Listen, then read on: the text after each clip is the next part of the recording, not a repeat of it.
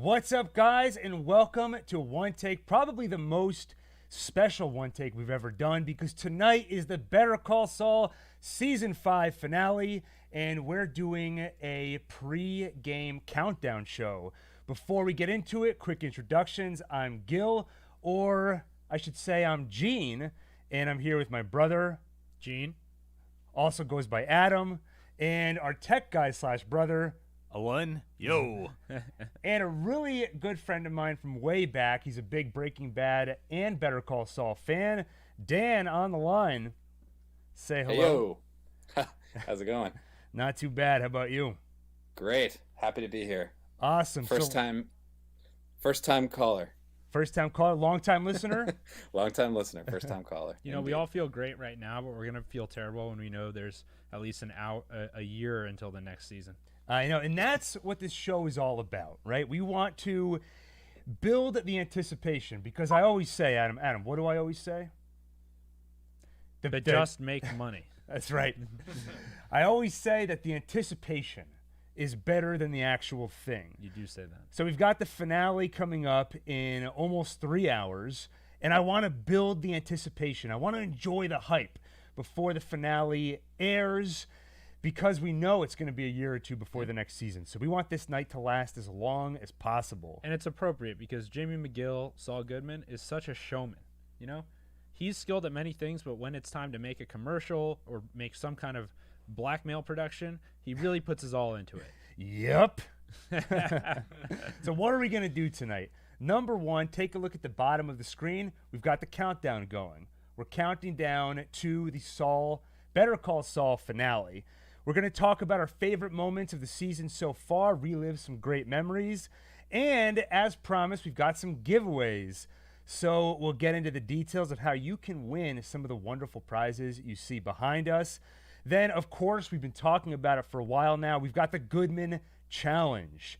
If you remember, of course you remember, in the episode Bagman this season, Saul Goodman had to drag 2 bags filled with $7 million across the desert.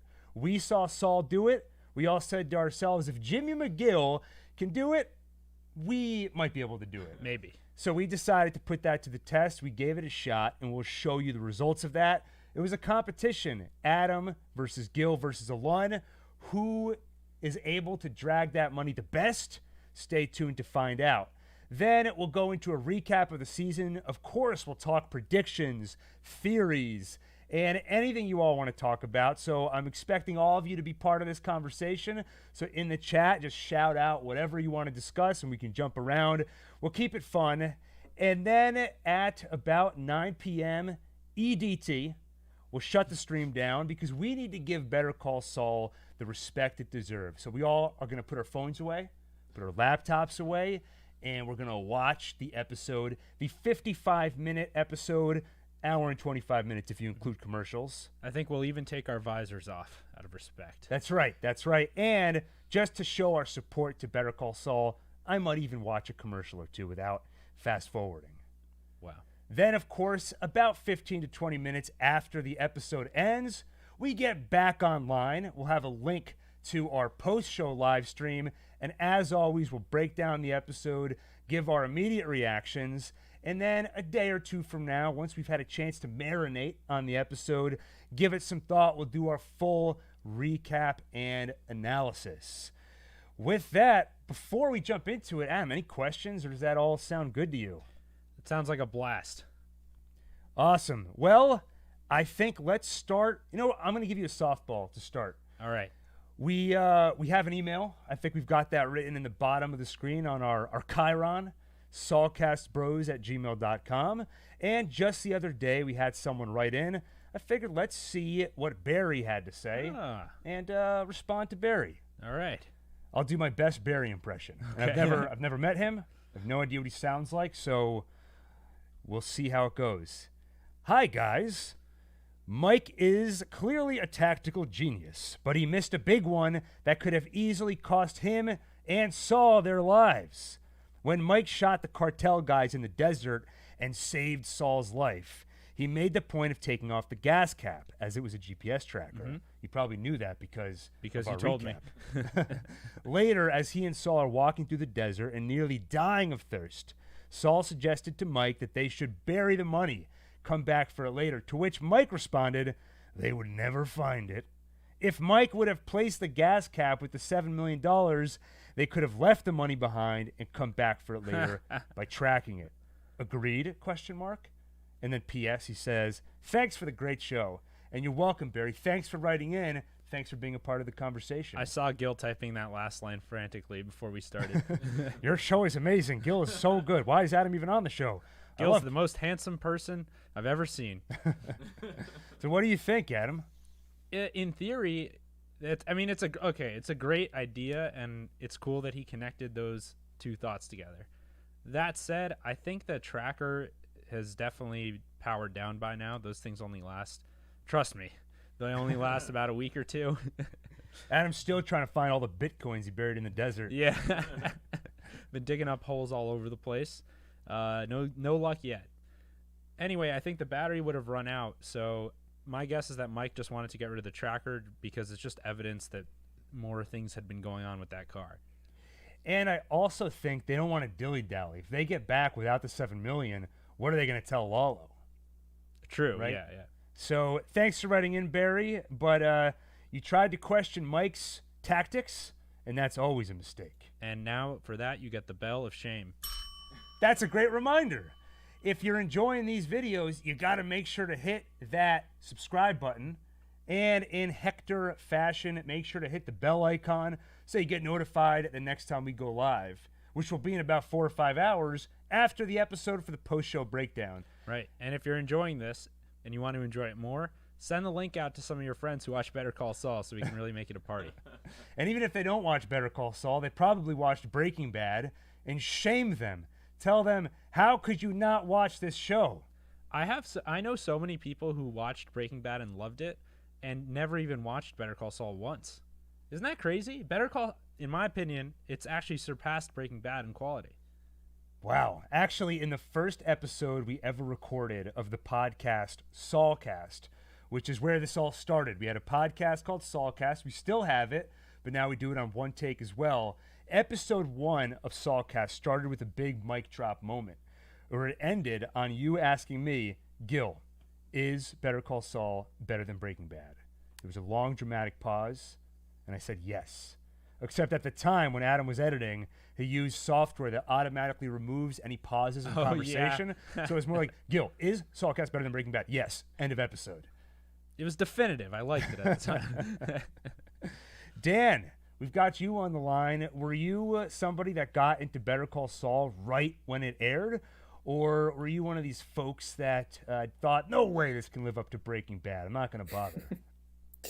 I think I'm in the latter category, but I've definitely been won over in recent years. I didn't even watch Better Call Saul, I didn't even watch Breaking Bad while it was airing live. I caught up with that on Netflix maybe 5 years ago or so. On an unrelated note, Gil and I both watched Breaking Bad since the first night it premiered. That's right. God, all right. Touche, Adam. What's this dumb show about the guy from Malcolm in the Middle? Yeah. In his underpants, no less. That's right. No, but I started watching, I think, season 2 or 3. I was watching live Better Call Saul, and then I've been current ever since. And, Gotcha. I definitely have had my moments where I do think it's better, but depends on the day, I guess. There's always the recency bias. We're watching the show right now. We're hyped up for the finale. So you ask me, what do I like more? Breaking Bad's in the rear view. I've gone way down the El Camino away from Breaking Bad. So That's true. If you do go back and watch a Breaking Bad episode, you could pick anyone out of a hat. You watch it and you're like, even though you know it's great, it really hits you how amazing the show was. Right. I remember when Better Call Saul first premiered, I was so hyped for it. And actually, before it premiered, I was so curious, what is this show going to be? Peter Gould and Vince Gilligan have talked about some of the ideas kicked around, and they said at one point they'd at least had in the mix of the conversation, what if it's a 30-minute comedy? Can you imagine if this went the route of a sitcom? It'd be like Huell's Rules. Yeah, so I remember I was so hyped, and I stayed up late to watch it. I slept like 2 or 3 hours the night it came out. And I remember that first court case he managed with those children who defiled a corpse. Yeah. Such an amazing show. And it starts off dark, humorous, and perfectly set the tone for the series that we got. Dan, what was the tipping point for you that got you to start watching it? Better Call the Saul? defiling corpse part, man. Yeah. That's what did it for me. I think you had me at the corpse defiling. I don't know. I mean, I had sort of mainlined Breaking Bad in like 3 months maybe. One summer, great times.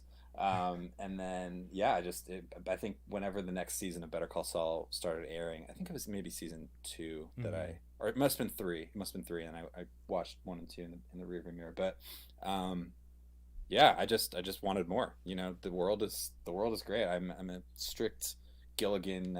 Gilligan can do no wrong. Believe That's right. me. So yeah. And C-Bud in the chat says, it may be not fair to say until BCS is over, but right now I might agree. And that's a good point. Yeah. We might watch tonight's episode and say, wow, this has destroyed a show I once loved. Tonight could be the Game of Thrones Season 8 of Better Call Saul. I think Walter White appears back in time from the future with Jesse.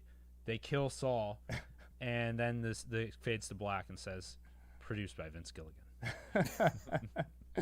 And as always, Adam, I apologize for bringing up Game of Thrones. It pains me every single time. I know, especially on such an important occasion. Well, you know what? It's going to make me enjoy this even better, because for the amount of pain that I felt, not only during the series finale of Game of Thrones, but the whole last couple of seasons, I'm going to feel the exact opposite in terms of pleasure tonight. Right. Okay, well, I can feel it, Adam. I can feel the hype building. But how do you build even more hype? We've got to look back and just soak in how incredible a season this has been.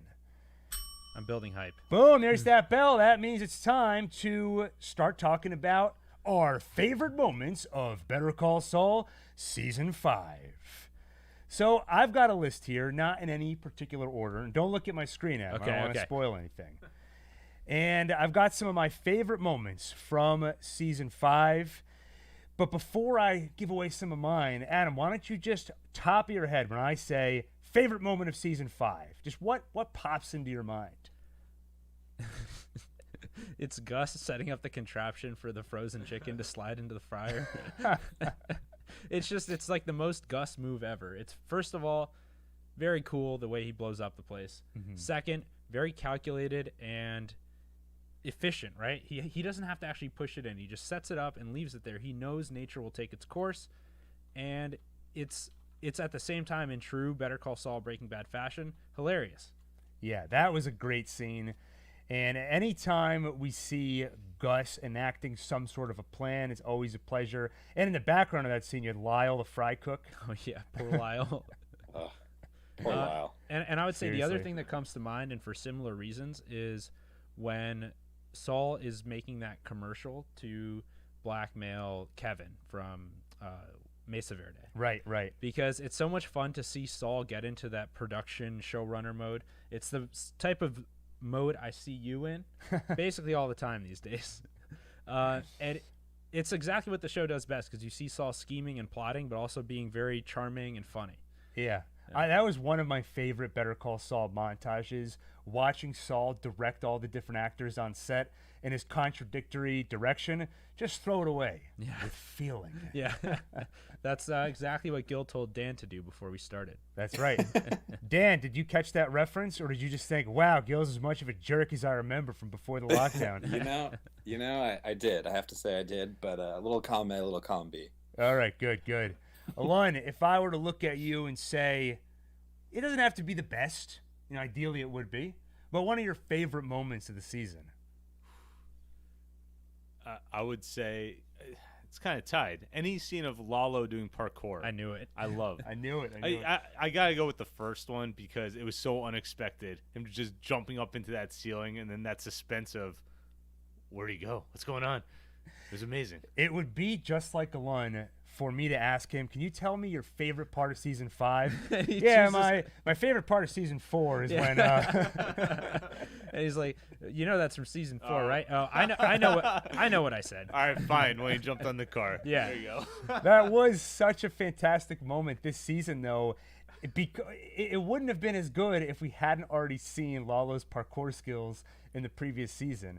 Because you see him walk to the edge of the cliff, and you say, oh, are we going to get another Lalo jumping moment? And then we do, and it was as amazing as you'd hope it would be. I bet you a close second for one is the Nacho scene where he goes into that stash house. Okay, that was pretty cool. Yeah. Maybe that's my favorite. And that had real tension, too. I was like, when Lalo is a known entity, we know he can jump. We know he could make that jump off the cliff onto that car, right? Nacho, we've never seen him do this. That's true. Yeah. Nacho was untested. Dan, before I go into Gil's favorite Better Call Saul moments of season 5, again, just it doesn't have to be your favorite, but just a moment you really liked from this season. Great. Yeah. I mean, I kind of have an obvious one and a dark horse because it's just there's too many. Is the dark horse the one where Saul shows Mr. Acker the picture of the man with the horse? I don't think that's dark horse at all. I think that's got to be right up in the top 10. Dan's like, they've finally outdone the corpse defiling scene. That's what I come here for. So my obvious one, it's a bit of recency bias, I guess, but and you guys talked about it last episode, but just that whole final scene from episode 9 in the apartment is just like gripping, times 10. That was just incredible. You like that scene with You didn't Saul like that scene? and Lalo and Kim? So dumb. No, just kidding. Oh God, I mean, I think for the last 2 weeks I've been saying that's my favorite scene of the series. Yeah, it was incredible. I mean, just the tension, just when you thought it couldn't ratchet up higher, it did. So that's the obvious one. But then my dark horse one, I think it's from episode 6 of this season. It's the cold open with the Kim flashback when she's a young girl in Nebraska of all places. Kimmy, oh, right? Yeah, that's right. I just I'm a sucker for flash forwards and flashbacks, and I think they're when used selectively, like this show does, it makes you lean forward and take notice, and I just think that her character is sort of emerging for me as one of the most compelling question marks that still hangs over the outcome, the end game of the show, like what's going to happen to Kim. So right. Getting a bit of backstory for her and how that informs her current decisions and where she is vis-a-vis Jimmy and all this, I thought that was great. And she is just overall such a fascinating character. The way that she toes the line between I'm moral, I only do good things, versus what crazy scheme can I do with Jimmy to steal someone's money. So it's so hard to pin down where she's coming from, where she's going. With Walt and Saul, they're both on a journey, and there's of course complexity. That's what makes the show so interesting. But in both cases, we knew Walt was becoming Scarface. We knew that Saul's becoming this skeezy lawyer. Kim, we don't really know where she's going.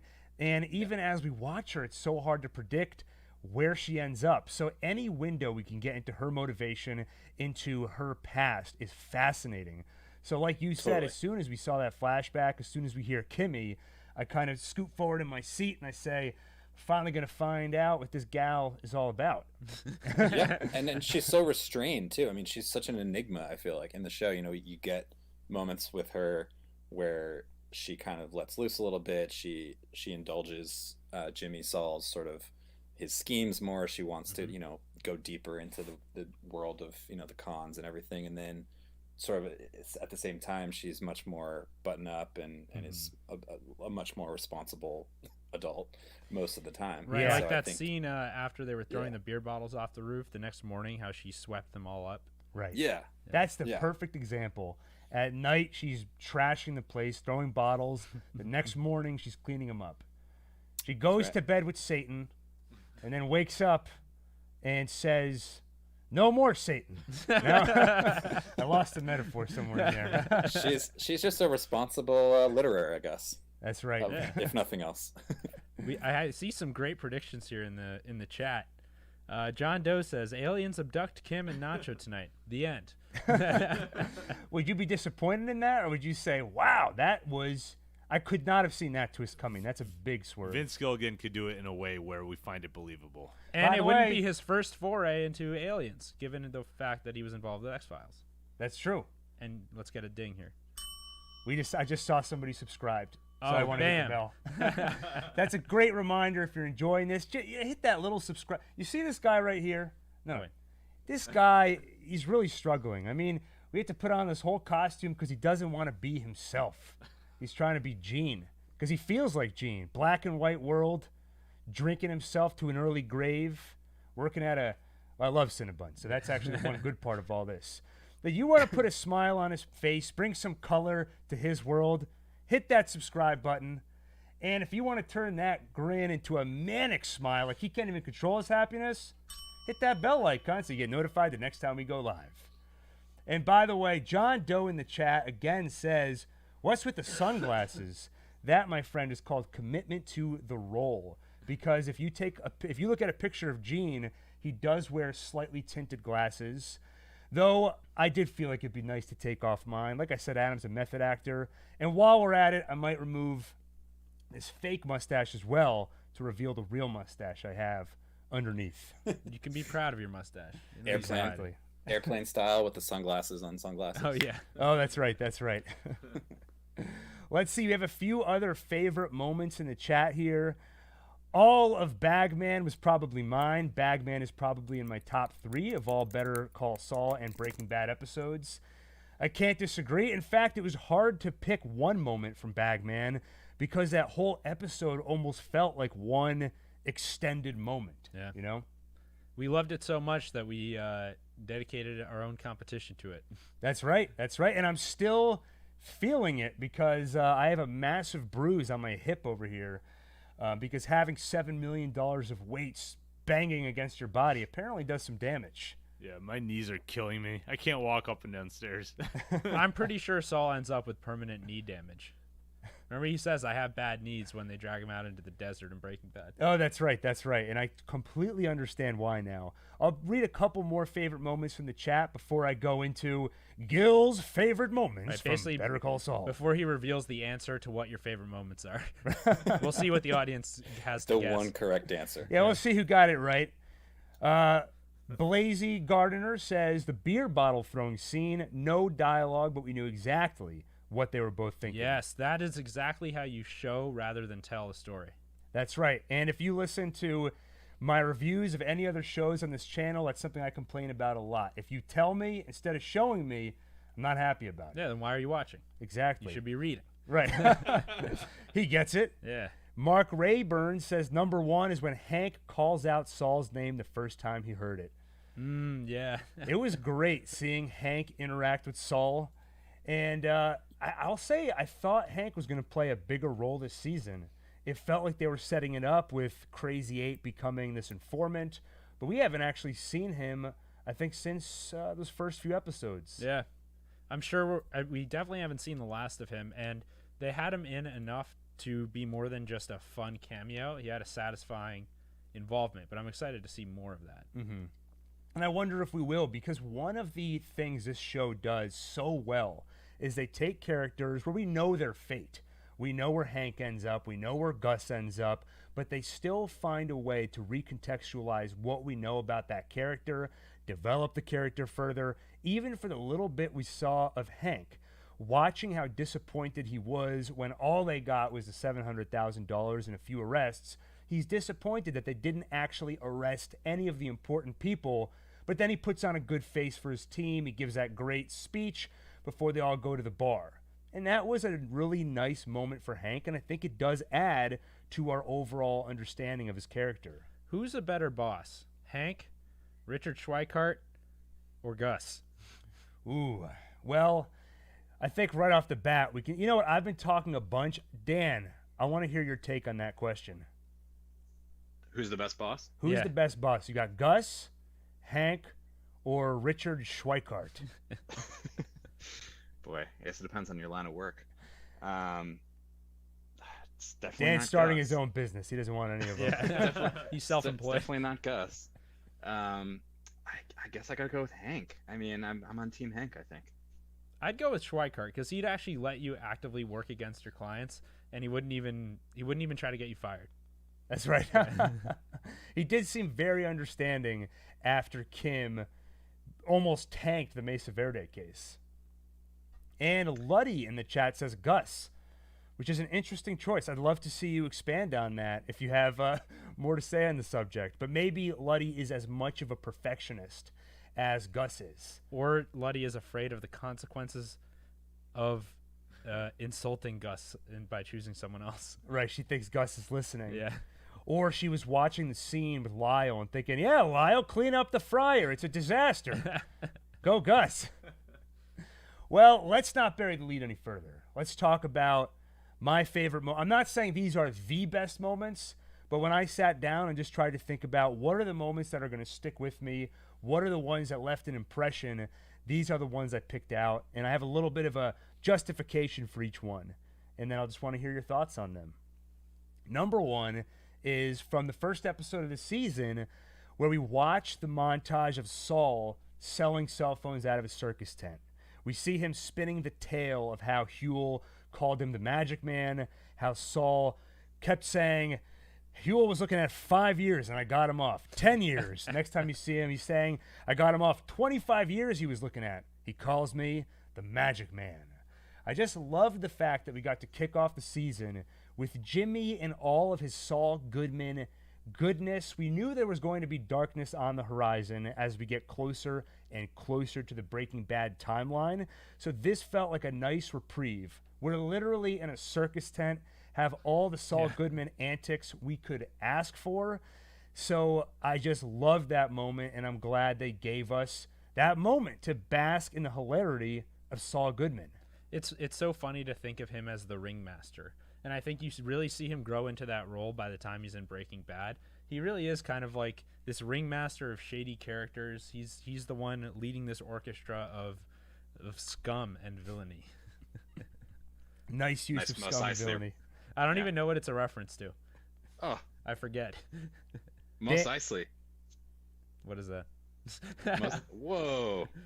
What's happening here? Dan, what are you talking about? I don't know. This is a glitch in the Matrix. I heard it in a song. Mos Eisley Cantina, man. What is that? Star Wars? Okay, I thought so. Anytime yes. Dan makes a reference that okay. I don't understand, Yeah. it's Star Wars reference. All right, there we go. Bank on it. You can see I can barely even remember the name of it. I was like, Star something.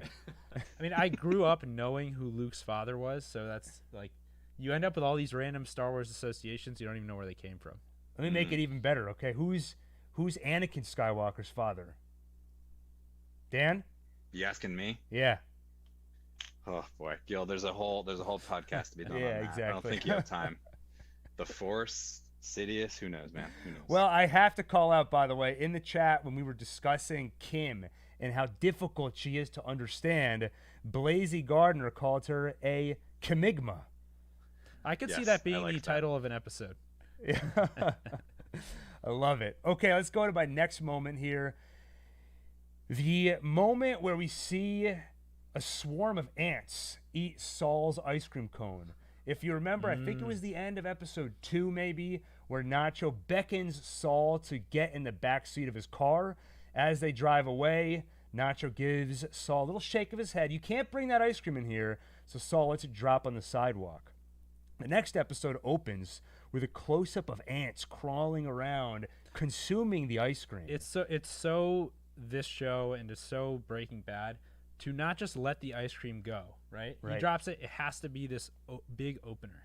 And the opener was so effective because you see one ant, you hear some calming music over it. It starts to grow more ominous.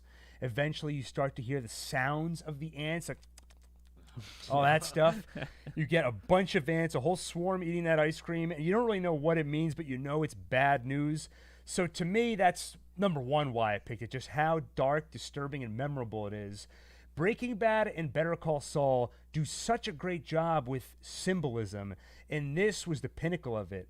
It also is a very grounded show. Of course, it exists in the real world, but at times it almost feels mythological. I think back to Breaking Bad, I think season 2, where you have the two airplanes collide in the sky over Walt. And that was sort of an absurd thing to happen. It's basically saying Walt is taking these actions that cause a chain reaction of events, causing a bunch of people to die in the sky right above him. And that's when the show breaks the reality of the world a little bit. Or when Gus gets half his face blown off and adjusts his tie. Oh, yeah. Right? So you've got these world-breaking moments, and this was one of them for me. It was sort of, my interpretation of the ice cream was essentially Saul taking the good in his life, offering it up to a monster, to a demon, and that's the ants eating the ice cream. They're taking his offering. So you can have a show like Better Call Saul, it's all in the real world, and you can essentially have Jimmy McGill trade in the good in his life to a monster, but you do it using symbolism, you do it with this very striking image, and that's why Swarm of Ants Eating Ice Cream made my top 5. Here's a question for you. Do you think it matters in terms of the context that Saul didn't have a choice about getting into that car? He didn't want to drop the ice cream. Adam, in life you make choices and they put you on a road. Yeah, I actually think that's the right answer. In that moment, he didn't have a choice. But that moment was the result of all the choices he made up to that point that turned him into Saul Goodman. It's so funny. I remember when we were watching Breaking Bad, I would sort of reason with myself, trying to keep Walt as a sympathetic character. I didn't want to hate Walt. And every time he did something more and more evil, going all the way back to the first season when he kills Crazy 8, I justified it by saying he was put in a position where he had no choice. And that's true for the moment. But going all the way back, he could have accepted the money from his friends, but because of his hubris, his ego, his empire building desire, it set him on a path where he ends up in these no choice situations. Next moment, Adam, are you ready? Ready. The moment when Kim is meeting with Kevin and Jimmy betrays her. He said that they were going to call off the plan, and then he swerves in the middle of the meeting and just derails everything. You see Kim go into a panic trying to calm things down, but Jimmy just keeps making everything worse. And he's all smiles. He's having a great time, seemingly oblivious to Kim being very upset. And then that leads into him coming home when he's still equally oblivious. And that was maybe when the season took a turn for me, where it was a slow build of tension. That was the first time this season where I started to get the sweaty palms, heart racing. Wow, this is uncomfortable. And it never let up after that moment in the season. It just got more and more intense. Adam, what did you think about that moment? Yeah, I think it was outrageous in the moment just watching it. But then now go back and think about how that's what led to their engagement and marriage. That's true. And that speaks to the Kimigma. Yeah, exactly. Every time I think I know what she's going to do, she does the opposite. So then I readjust and I say, okay, she's going to do this. But then she does the opposite, and then I'm still wrong. What I love about this show, and every time I say something I love about this show, I'm also saying I love it about Breaking Bad because they have a very similar feel. I love how much the show are about choices. Right. The choices matter. Whereas in so many, I remember trying to get into The Walking Dead at the same time as Breaking Bad, and first of all, a lot of the characters didn't make choices; things just happened to them. But also, the choices they made were pretty dumb. Right. Whereas here, some of the choices you might say are bad decisions or immoral. Some of them are actually good and smart. But the point is that the show focuses on the decision process. And when someone does make a dumb decision, it's not because they're trying to get a character into a precarious situation, and that's the easiest way to do it. They make a dumb decision, and it adds to your understanding of their character. It's another flaw that is part of the tapestry of Kim, or whoever we're talking about. Dan, how about you? The scene of Jimmy betraying Kim, does that make it onto your top list of scenes this season? You mean in the boardroom? Yes. It didn't. It didn't crack the top 5 or so. I mean, it's obviously a big moment for them, but just when you think you've sort of seen the last of I almost said Kimmy and Jim.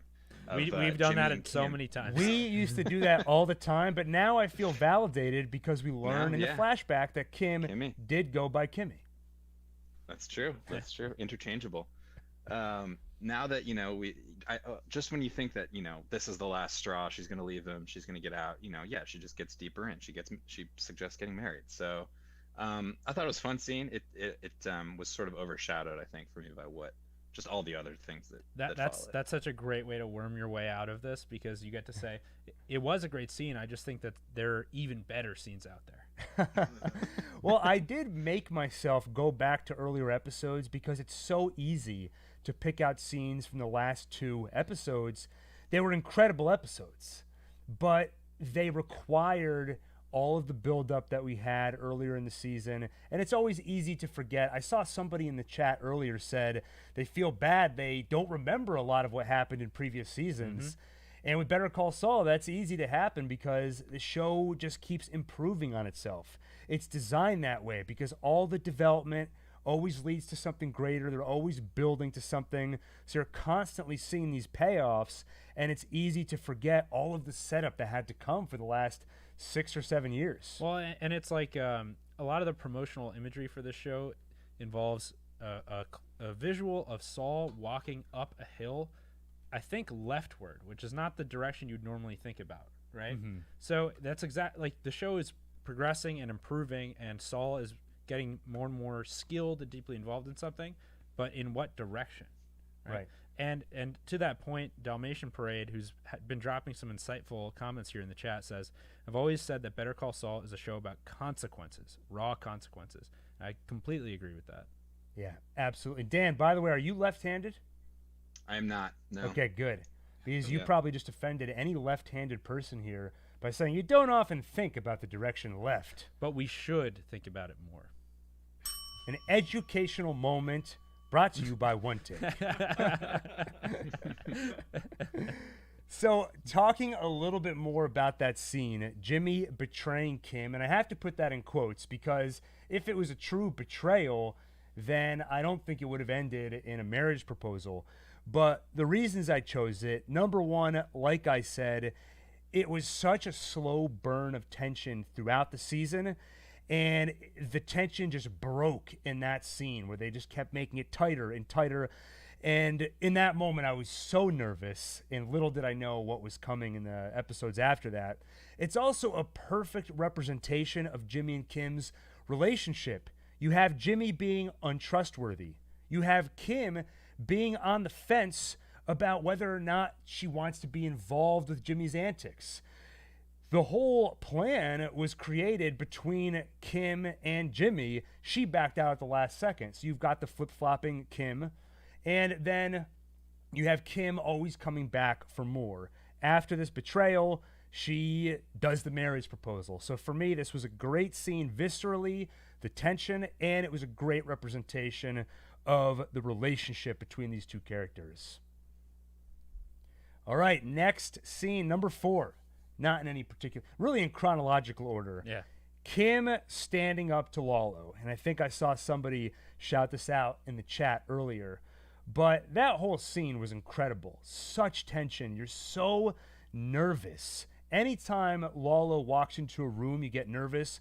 But this room in particular, because this is Jimmy and Kim's home. We've really not seen anybody else in there. So when Lalo, this unpredictable character, walks in, it's such an invasion of that very personal, what is usually a safe space. So much tension right from the get-go. And then Kim has that pivotal moment where she yells at Lalo and calms things down, gets him to leave. That was incredible. It was amazing, yeah. And I think, looking back, I feel like there were 2 practice runs for her at doing this, where first she confronts Schweikart in the middle of the office, right? It's something that she knows that she lied about, and yet she's getting very defensive and acting as if she knows. Hey, Dan, I think we're getting some audio feedback on your end. Yeah, I'm sorry, guys. I'm having an issue with my Bluetooth, so I'm going to put myself on mute. All right, Okay, perfect. no problem. Sorry, guys. If anyone's ever on conference calls at work, you've heard this one before. Well, if anybody has any background noise, can you go on mute, please? All right, there we go. All right. Sorry about that, everyone. So you basically see Kim rehearse this in 2 different directions and then perfect it here. So she confronts Schweikart about a lie, but takes the high road, or pretends to have the high ground, and says, this, how dare you accuse me of this, et cetera, et cetera.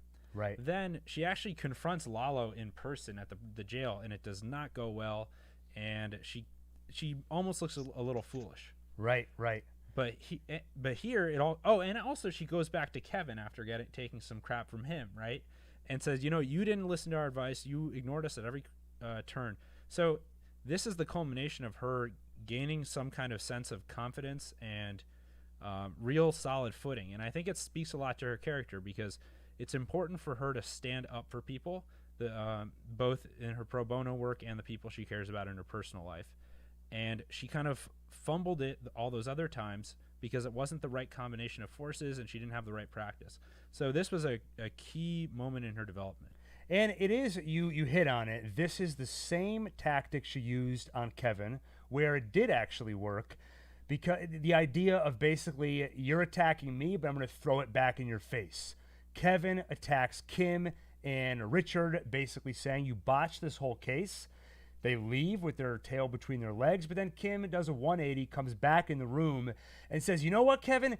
We gave you the best legal advice you could get. So if you want to leave us, fine, but I hope you listen to your next lawyer more than you listen to us. Kim has been a kind of understated character for most of the series, but I feel like this was her most important season so far.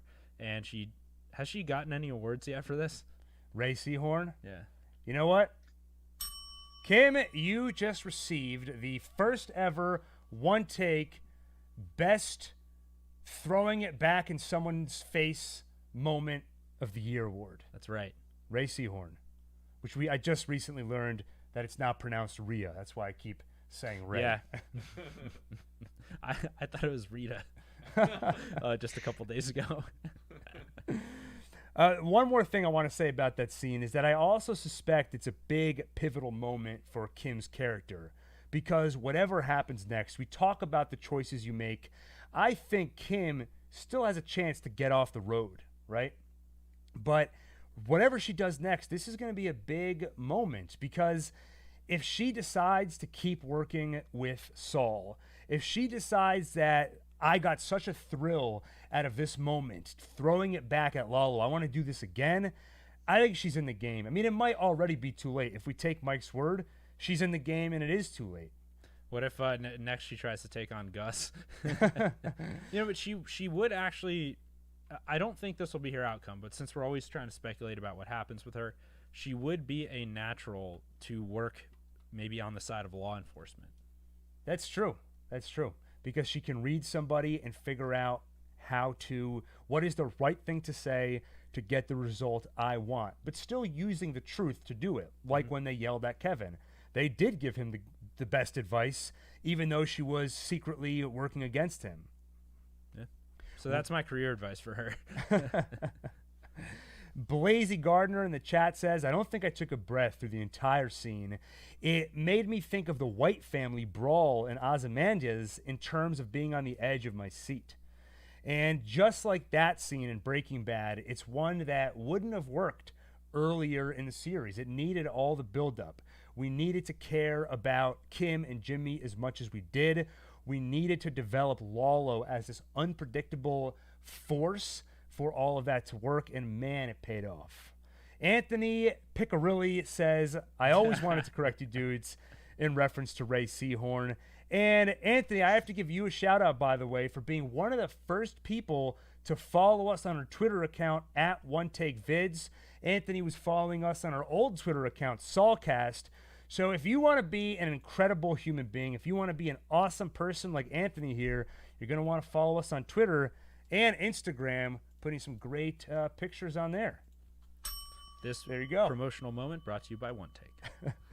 By the way, one last thing to say about that scene. Like I said, I'm trying to build anticipation. We got to make this last as long as possible, because this is the last time we will be enjoying the moments a few hours before the Better Call Saul Season 5 finale. In fact, it's the last time we'll be enjoying the moments before a season finale, because the next time we do this, it'll be the series finale. You just really killed the mood. Well, Kim standing up to Lalo here you said that's career advice. That actually reminds me of the first time I ever quit a job, because I quit my job, announced it to everybody, and then one person, you know what, as I'm starting to tell this story, I'm realizing I maybe shouldn't tell it. So let's just move on from it. Censored. It's a great story, though, just so you all know.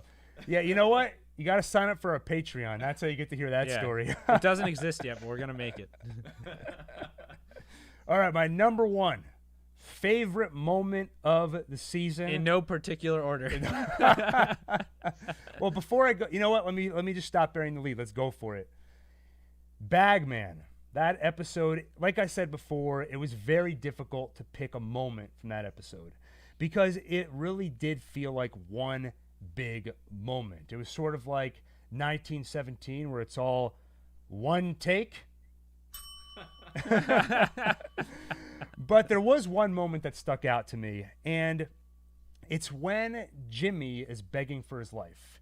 When the guy, the Colombian gang fellow, does this, drags the finger across his throat, gives the order to kill Jimmy, and he starts saying, no, that's not what he meant, that's not what he meant. Then he basically goes into shock. Because up until this point, I mean, it was the perfect setup. The previous episode ended with Jimmy literally comparing himself to a god that can shoot lightning bolts out of his fingertips. He's getting very comfortable in his skin as Saul Goodman. His ego reaches Walter White levels, and that is the perfect time to tear him down to his lowest point. And this, again, as I've said about every payoff moment we get, if it happened any earlier, it wouldn't have worked as well. They built him up as high as they could, and then like that, they tear him all the way back down, and that set it up for maximum impact. And this show, interestingly, has not shied away from toilet humor. You know, we have the Chicago sunroof, and there's been all kinds of, you know, it's an expression of Jimmy's and Saul's personality, is that he's got a bit of a childish sense of humor, just like me. Mm-hmm. And they even used that as a way of really showing how low he fell during that episode. Right. One of the only times I've ever seen a TV series use someone drinking their own urine as a pivotal character development moment. Yeah. As a triumphant moment. Right. It was him choosing life. Yeah, right? Exactly. Choosing to live. Yeah. Dan, what did you think about that? Yeah, sorry, I'm back, by the way. How about that Davis and Maine water bottle detail? Yeah. It was perfect because Davis and Maine is the place where he kept intentionally clogging the toilet, right? That's right. Shio Music in the chat says, what do you guys think of how present Chuck feels in the story, even though he died 2 seasons ago and was barely mentioned in the dialogue? Well, his ghost is like stamped all over Saul's psyche. It is, and it's such a good point where it almost creeped in, right? Because there wasn't much mention of, there was no mention of him, and he was barely present in the earlier part of the season until Howard shows up randomly and invites Jimmy to lunch. And it hits you. You say, yeah, I forgot about Chuck. I forgot about all of that. And then it becomes more and more present as the season goes on. Even in Bagman, where there's no discussion of Chuck, you've got the space blankets. Oh, and Drew Leonard says the space blanket was like the ghost of Chuck blowing away. That's which right. Is, again, more of that amazing visual storytelling. I know. I love that shot. It's like, how did they get it to blow away so perfectly? You know, it's just too good.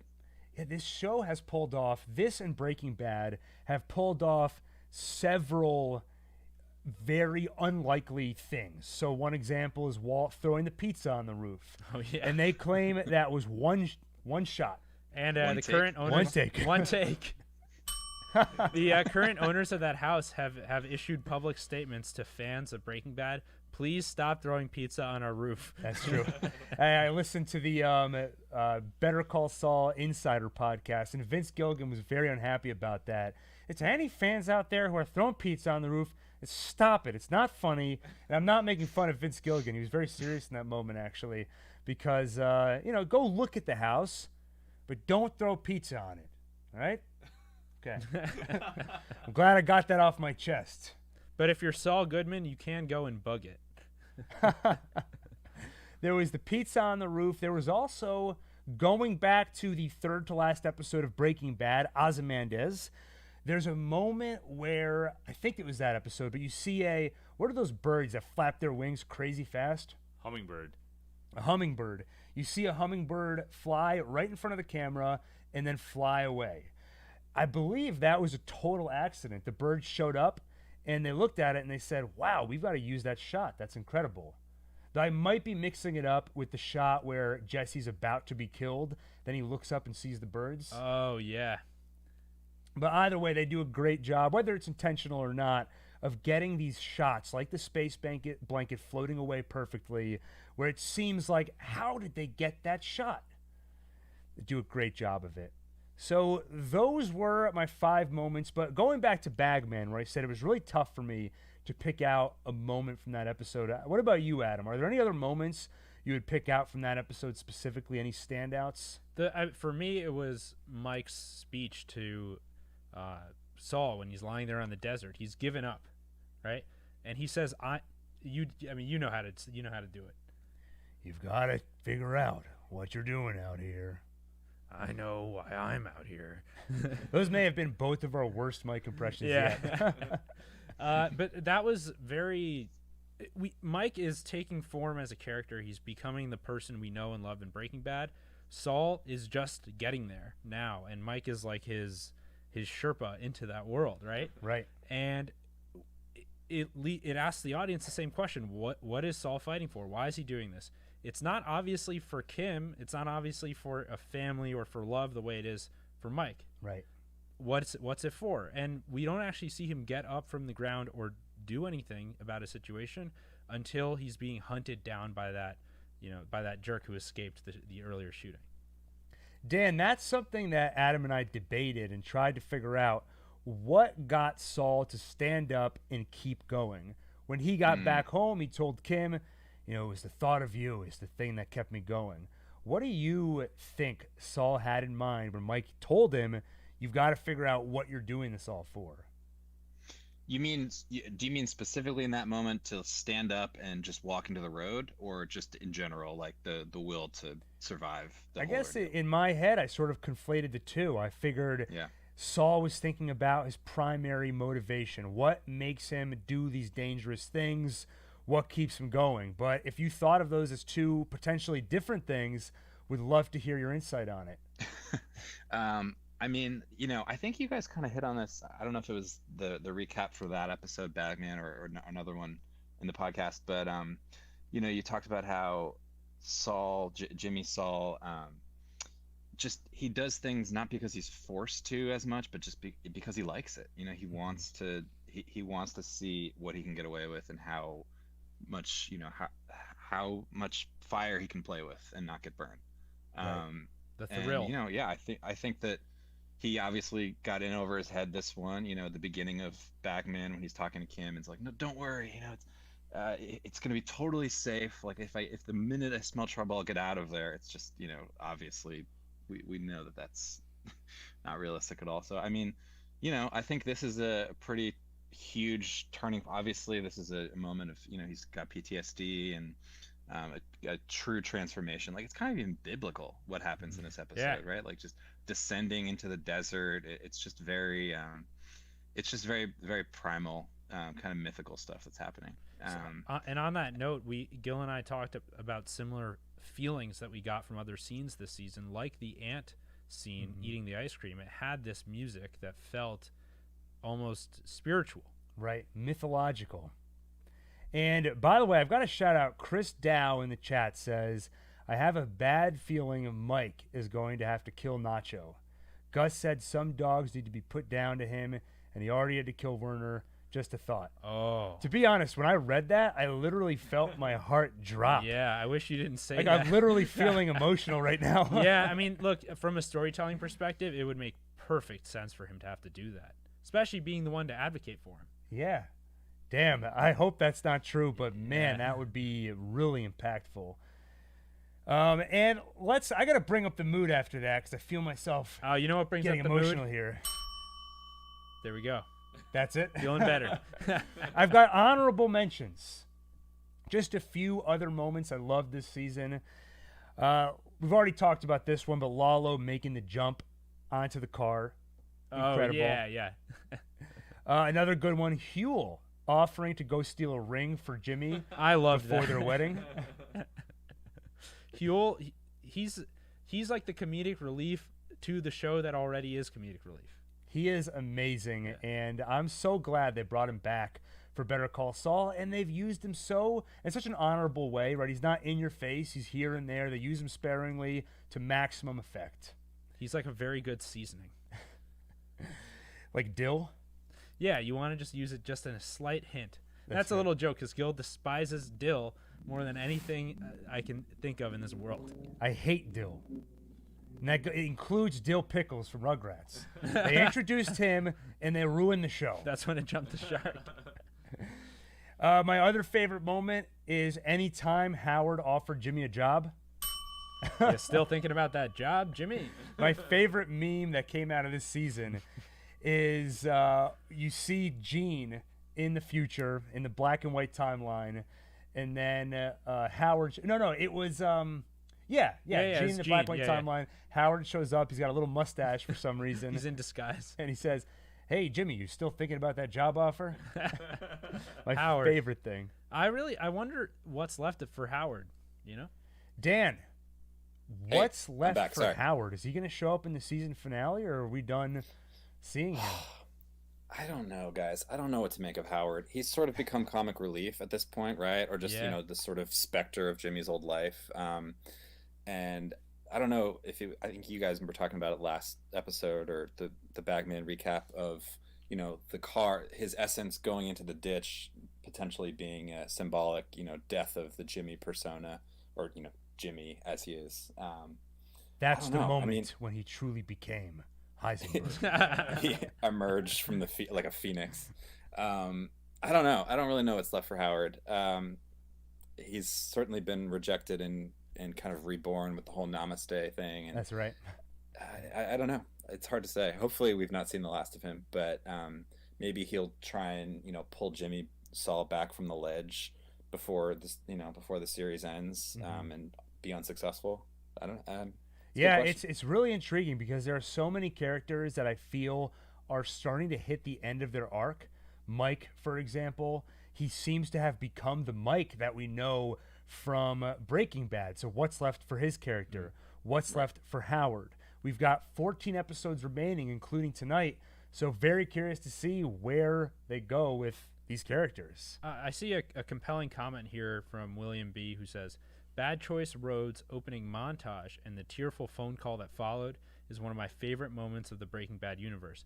And yeah, William is right. I actually can't believe I think it was so recent we forgot to include it in this, but I loved that.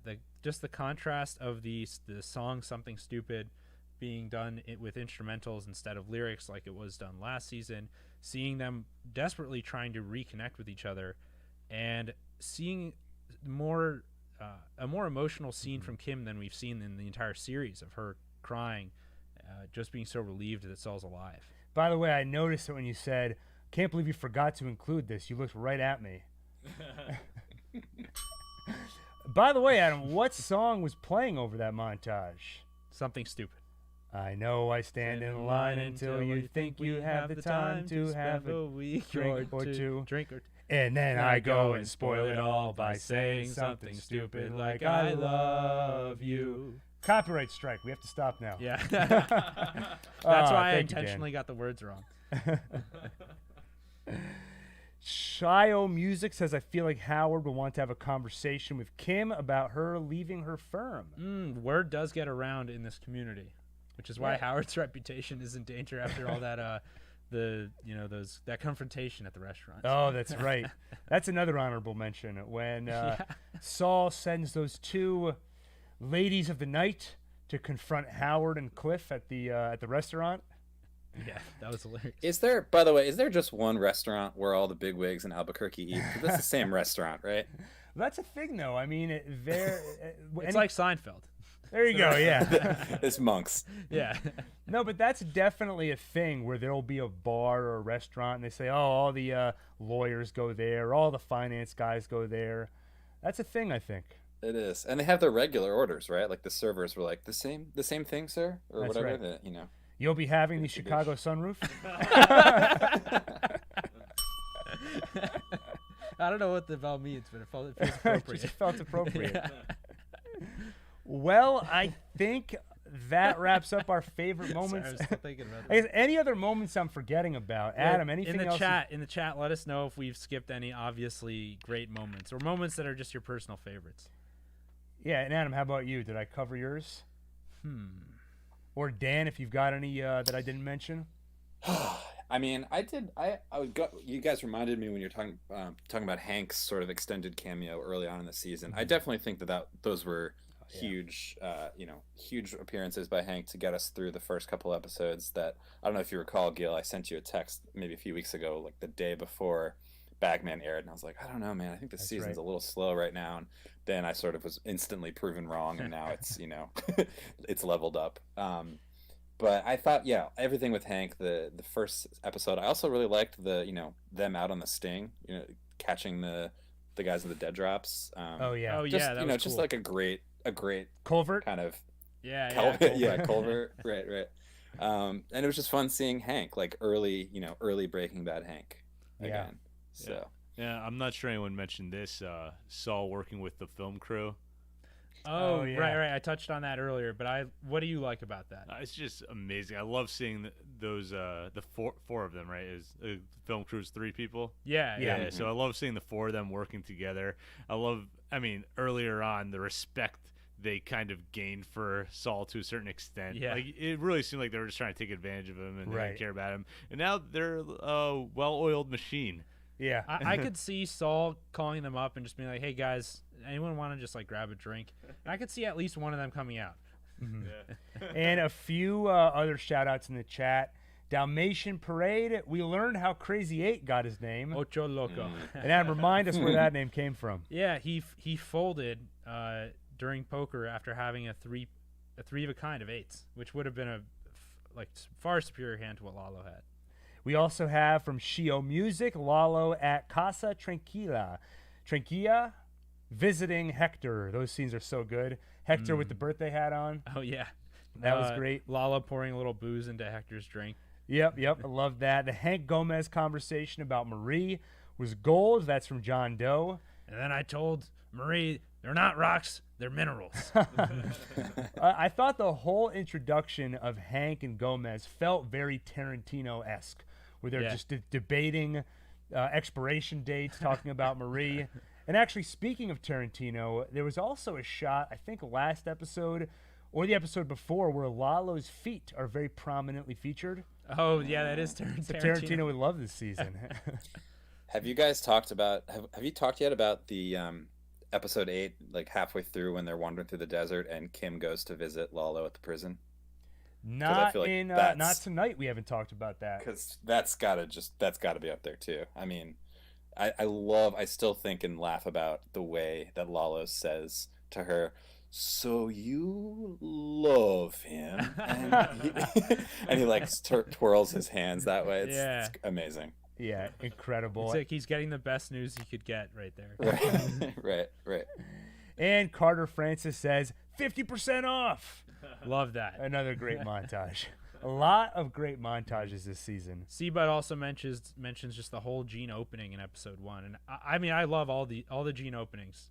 The Gene openings are great. I look forward to those every season. It almost feels like we're getting to see something we shouldn't see. Yeah. The credits rolled already, and here's your Marvel after credit sequence. We're going to give you a bunch of them, and it keeps going. Well, remember that one random scene we got last season that was actually from within the Breaking Bad timeline, and it was Saul scrambling to get everything out of his office and getting ready to leave. Yeah. I wonder if we'll get another thing like that. I've been wondering tonight, do we get a glimpse of the Breaking Bad timeline? Do we get a glimpse of Gene tonight? Adam, prediction. I bet one of the two.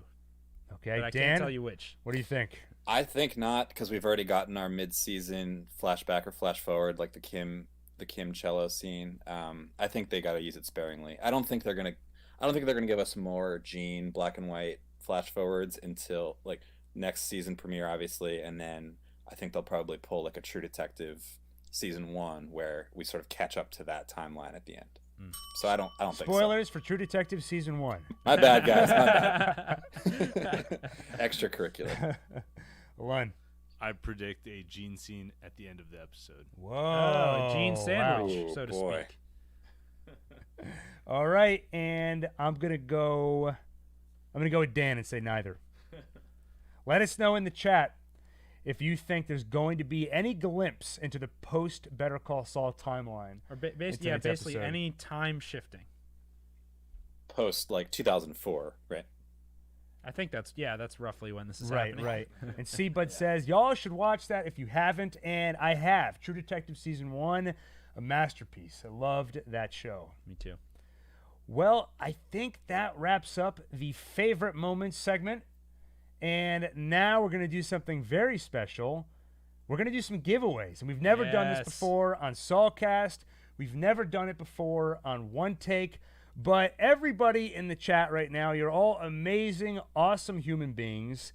And we wanted to recognize that by, let me pull up some of the prizes here. Yeah, I got him. Okay, Adam's going to pull them up. We've got some. If you all like Mike and you've always wished you had a friend like Mike, you don't need to settle for someone like Mike. You can settle for actual Mike. You can get your very own Mike bobblehead, Hold it for a sec. and you can kind of shake his head and pretend he's talking to you. You know, if you ever feel like you're lost and you need some advice, he'll tell you got to find your purpose. Mike will do that for you. Or if you ever need help, maybe hatching a plot or a scheme of some kind, Adam, who do we have that can help you pull that off? We have the one and only Jimmy McGill. Slippin' Jimmy. If you need, you gotta make a call. You better Call this guy. talk to Saul. He'll help you out. I always forget that saying. You know, there's Something there, I think. There's actually a Mike Ehrmantraut crossword puzzle on the back of this box. And look, he's even in the little parking booth. Wow. Look at that. And we have one more prize. Last Adam, what but is not this? least, This is great. An original Bob Odenkirk first pitch collectible baseball card. He threw out the first pitch at a Cubs game, August 12th, 2016. And that's real. That's not like a funny, that's Bob Odenkirk actually has a baseball card. Look at that arm. This could be yours. How do you win one of these prizes? We're really going to put our tech guy to the test right now, so forgive us for any glitches. This is a first for us. We're going to try a live call-in. So we're going to give you a phone number and basically try calling that number. One of you will get through, and we're going to do some trivia. We're going to ask you a series of questions. Better Call Saul or Breaking Bad related questions. You've got to get 3 questions right, and you've got 4 chances. That means I ask you a question. Let's say you get it right. I ask you another one. You get that one wrong. That's okay. You can still go again. If you get the next 2 questions right, meaning you get 3 right in total, boom, you win a prize. So it's basically 3 out of 4, right? Exactly. Okay. And how do you choose which prize they get? We'll let them choose. You saw all That's right. 3, and so you're going to want to get your phone ready and, think about which of these prizes you want. So let's open up the lines. Alon, paste that number in the chat. 619 one take. And if you're outside of America, you put that 1 first. But here in the States, you just do 619, right? That's right. I Okay. think. At least on a either. mobile. What's that? I think either Okay, works. cool. Dan, if it were up to you, you could pick any one of these prizes. Which would you pick? Oof. I mean, the Mike Ehrmantraut, you had me at the crossword, the Mike Ehrmantraut crossword. Let's see. So Oh, here we Hey, go. Incoming. Hello, this Call from is Saulcast Anthony. one take. Anthony. To accept, press 1. Oh, To hold send a on. voicemail, press 2. Keypad. Okay, Alon warned me about this, and I didn't listen. Anthony. Holy crap. Anthony! You're live. I'm trying for it. I'm going for it. All right, sir. How Wait, well? let's see. Before we begin, what prize do you think you're gonna want? This lovely Mike. Jimmy Lovely McGill. Jimmy McGill. He's going straight for it. Good choice, good choice. And this is Jimmy while he was still innocent. He's not Saul yet, so he's going to be nice to you. He's not going to betray you. This is the Jimmy McGill you want. And you can even tip him over and pretend he's slipping Jimmy. Before he was Saul Goodman, he was Jimmy McGill, a hardworking attorney Wonderful. struggling to make ends meet. All right. Are you ready for your I'm ready. first question? Okay. Question number 1.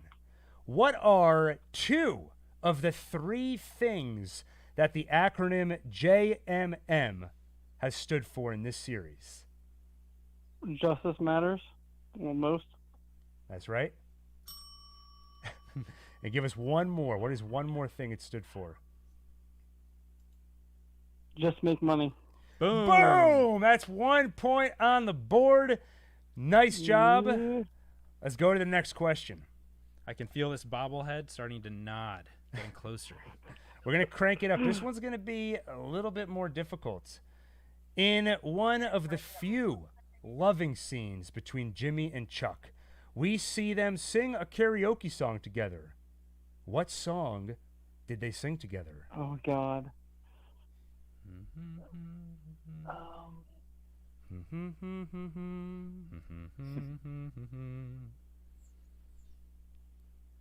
I don't know. I'm just going with Slightly Stupid. I know it's not that one. Bum, bum, bum. But it's all right. okay. You're allowed one incorrect. The answer to that, ironically, was winner takes it all. Oh, The that's right. loser has to fall. But you may still be a winner.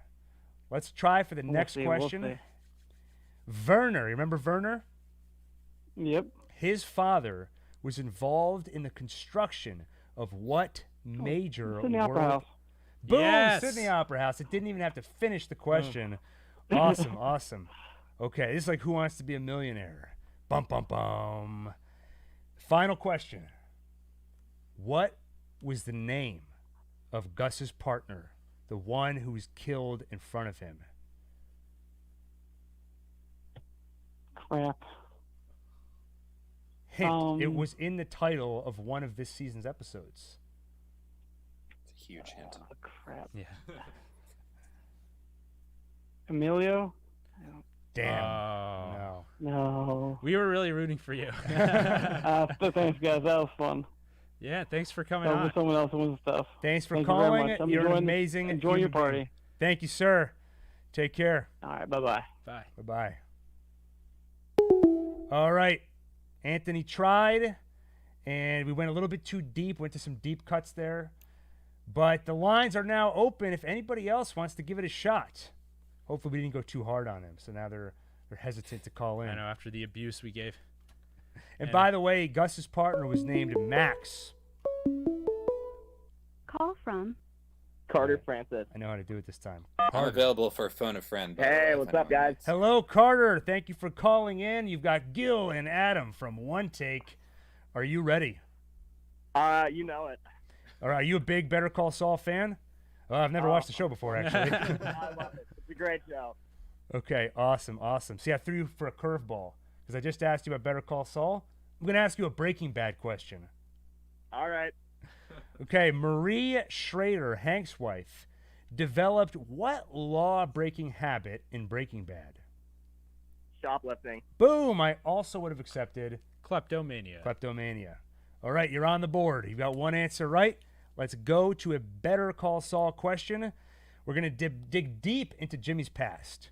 What is the name of Jimmy's now deceased old friend and partner in crime?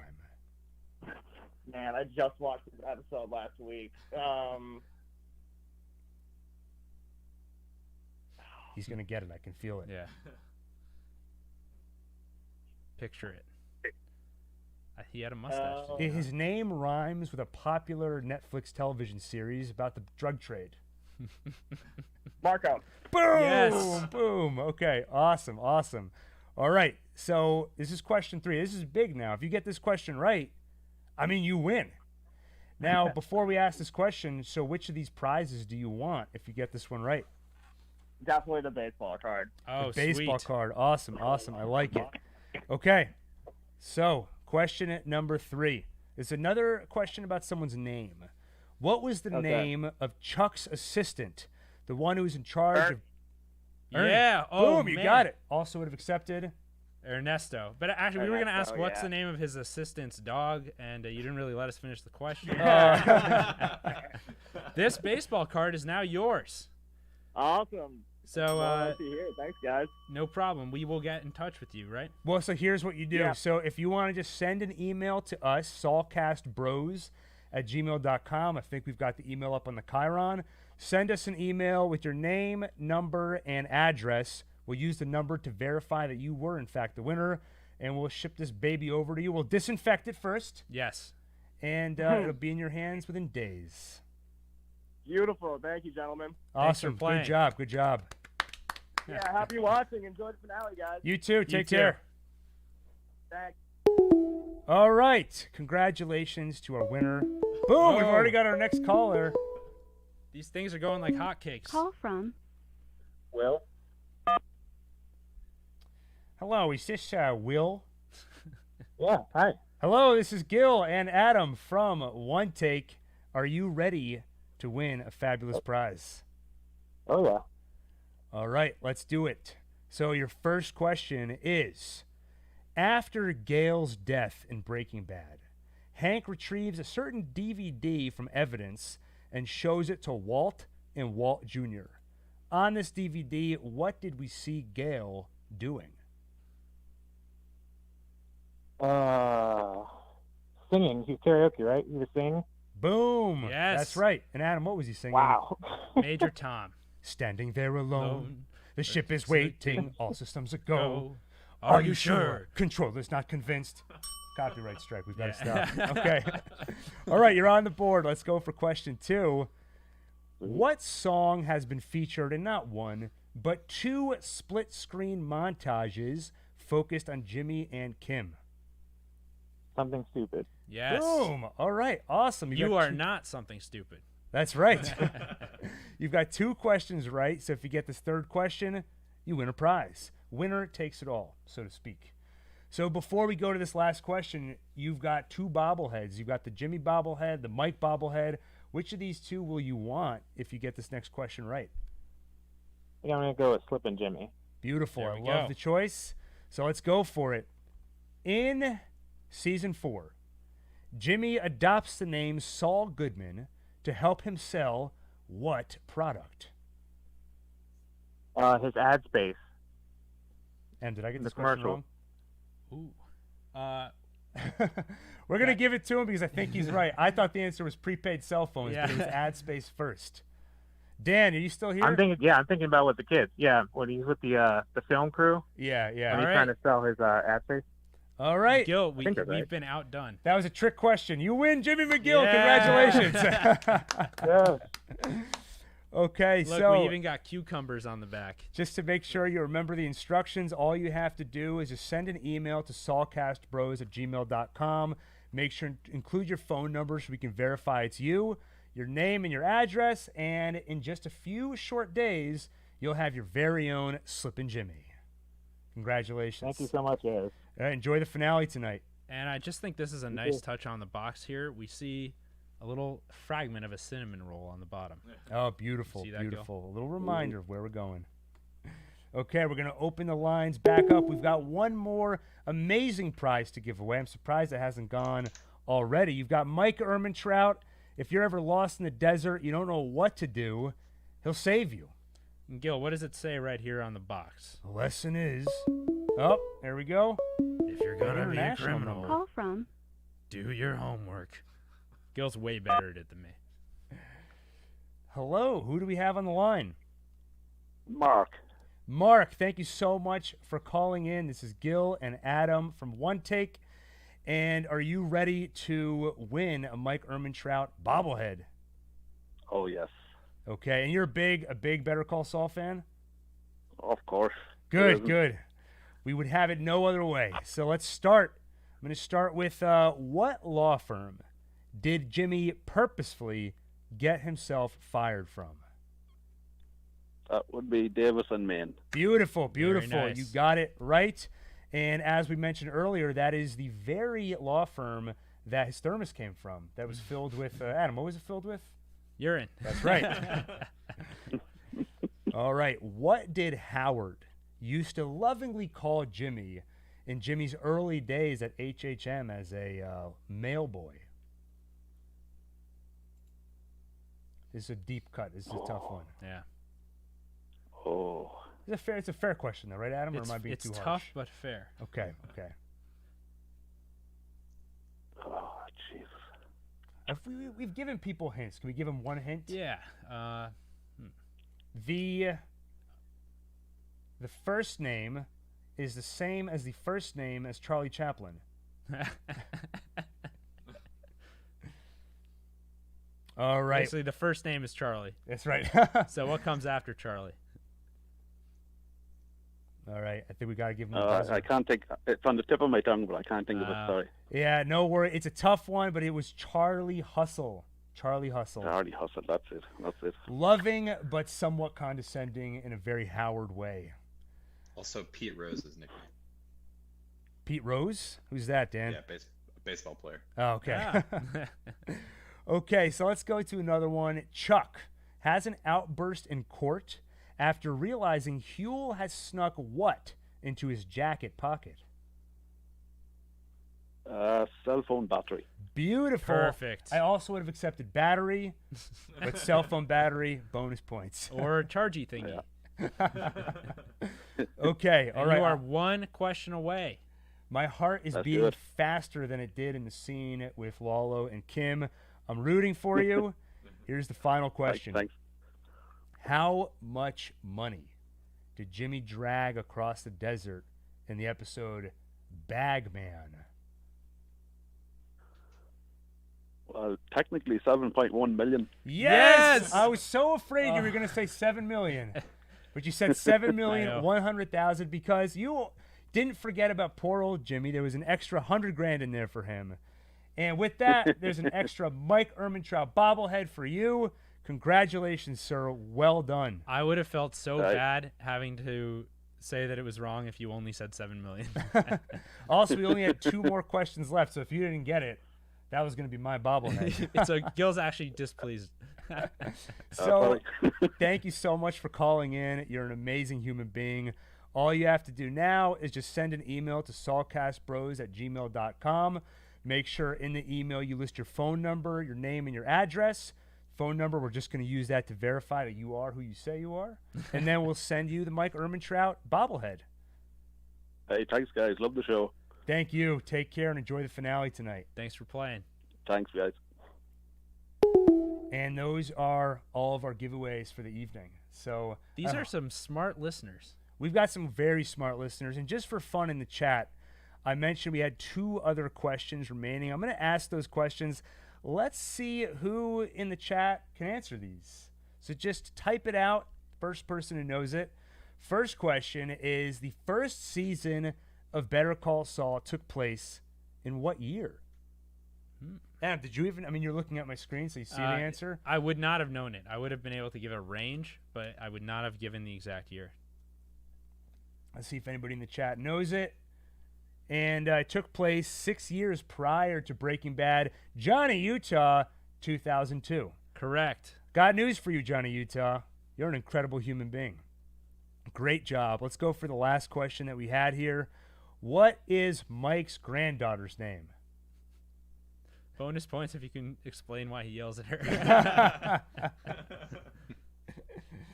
And I'm sure people are going to know this one. I'm just going to go ahead and boom, Carter Francis, Dalmatian Parade Havoc, Kaylee. Of course, it's Kaylee, who has a propensity for bringing up dearly beloved loved ones who are no longer with us. Such as Maddie. And congrats to the 3 folks who called in and won prizes. And was it Anthony who called in first? Yeah. Anthony, thank you for calling in. You're an amazing person. You're all awesome people. And I think we're at a very special moment now, Adam, because we've been building up to this, right? Yes. We watched Jimmy McGill, Saul Goodman complete an impressive feat of strength. Ooh, I'm excited.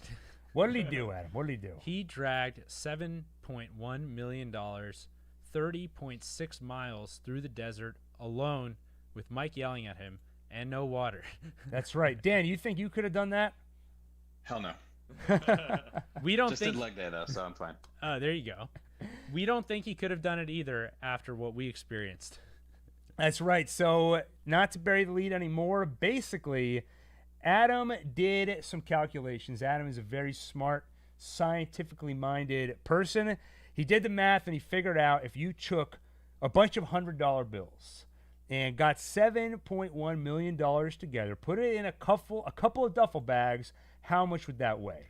Well, when I did it, I forgot about the .1. So unlike Mark, I was not as on top of my game. But $7 million is 154 pounds.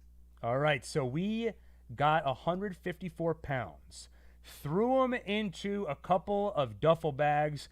Adam, Alon, me, we put those duffel bags over our shoulders, and we took it on a journey. We went back and forth on the yard 4 times. That was the contest, and we tried to see who could do it the fastest. And that was the fun part of it, but really this was sort of a Mythbusters sort of a thing where we wanted to fact check Jimmy McGill. Could somebody actually do this? And we don't want to reveal that yet. Let's just talk a little bit. Adam, what were the rules for this? So we got the 2 duffel bags. We wanted to look the part, so we got our space blanket. We got a couple of other things I don't want to spoil. And then we took them for a ride. So we're going to play it for you. It's going to be about 10 minutes. And let's not waste any time. So, That's right. Alon, tech guy, cue it up. And before we hit play, though, I just want to see in the chat, who do you think's going to win here? Gil, Alon, Adam? Let's see some quick last-minute bets. And also, Carter Bud. Francis just subscribed. Alon, you got to love to hear that. C-Bud thinks you're going to win. And no one's even seen you. Huh. He, smart man. That's right. Great Bake says Alon. Anthony, as always, has got my back. He says Gil. Chris Dow says Alon. Wow. Richardson says Alon. John Doe says Ty. Anthony says no offense. Wow, Alon. Everyone's got their money on it. Damn. You know, it's all the he's associated himself with Lalo. Well, keep in mind, you guys keep talking about how much you think I'm like Lalo. That's true. But no joke, I'm looking over at Alon right now. He has an uncontrollable big smile on his face as we speak. So thank you, everybody in the chat, for getting his self-esteem up. He could really use that, so that's great. And okay, let's roll the tape. And Adam, we've got it over here. Alon will synchronize. So when? All right, we should be starting momentarily. I'm very excited for you all to see this. Grab your... Mark Rayburn says Gil easily. I love to hear that. All right, Alon. Are you ready? Yes. 3, 2, 1. Well, this is just framing the shot. This is some behind-the-scenes footage here. Mm-hmm. Practice run. Is that how you're going to carry them? Yeah, I was thinking like this. It's all about technique, Adam. This feels good. This feels good. We're trying to look the part. Equipment. I'm a method actor, so if I'm going to be Saul Goodman, I got to look like Saul Goodman, just like he did in the desert. Space blanket on. All right, and this is emotionally, it's difficult for me to wear the space blanket because it reminds me of my brother Chuck. Lived in his shadow for years. Who's laughing now? This is surprisingly warm. It's like pretty chilly out right now, and I'm fine with this. Saul was being a little bit of a doofus turning this down at night. We could pod out here from now on. All our YouTube videos. We get some space blankets. We can do it all from outside. You were unsatisfied with the other cameraman? You decided to take over? He doesn't know what he's doing. Black bars. That's right. I don't think the kids like vertical now. Yeah. Horizontal medium is dead. As dead as Saul Goodman's spirit in the moment where he gave up.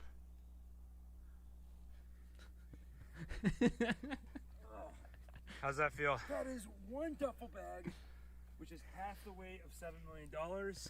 And I can already say there is no way that Saul Goodman was able to take 2 of those, what was it, 36 miles? Yeah. Especially, I don't know, maybe if Mike is barking orders at you, it gives you that extra motivation. And that's going to be my method for this. I'm going to be thinking about Mike. I'm going to hear his voice in my head telling me, go Gil, you can do it. And that's what's going to motivate me to get this done. And worst comes to worst, if I need to replenish my fluids, we got this right here. These comments in the chat are I gold. made this myself. Alon, you feeling confident? Yeah. No, I've been training for this. You need to get in touch. Your inner Lalo is going to come out here. Wow, look at that jump. Yeah. Alon, you feeling confident for the competition? Yeah, I'm gonna release my inner Lalo. Let's see you jump. Come on, show us your vertical leap. Look at that. Look at that. He could have killed Fred Whalen, no problem. Who's that? That's the guy that you killed. Oh yeah. Yeah.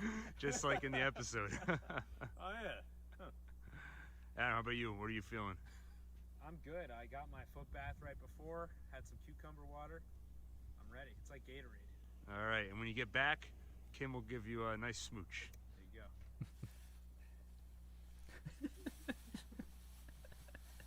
My right arm's going numb. Okay.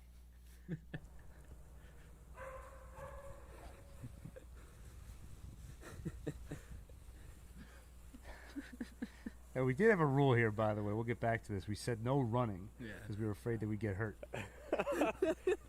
Dude, you got this. Maybe I'll get And you gotta go there and back twice. Almost there. Go, go, go!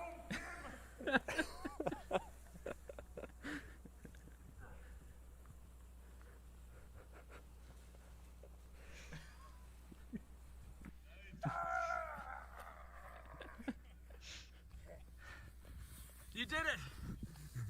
Get this off me! Gil has a bruise now. Big one.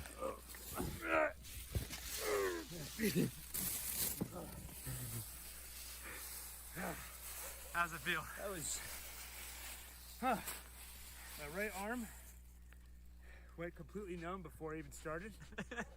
But can a man do what I just did for 36 miles? It will be a challenge. But I feel good about those results. I think I'm going to be the man to beat tonight. Better Call Saul. Cast. Have to get a plug in there. Let's see. Let me put it on your shoulder. Okay. I tried to learn. All right, that's $3.5 million. Tried to learn from Gil's mistakes. Is that my yearbook? Yeah. Oh, you put it the wrong side. Oh, man. I hate this. It's for the fans. Done.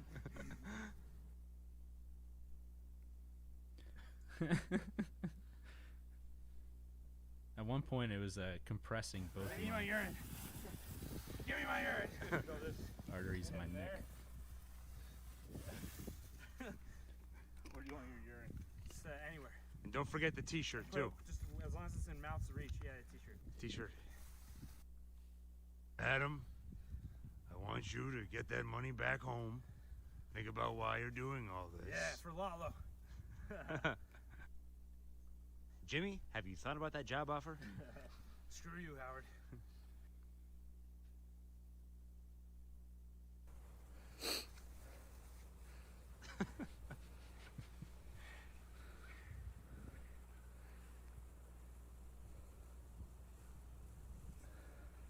Pay attention. This is for the Salamancas. Is Adam running here, or is he walking? Nacho, Yeah. my best friend.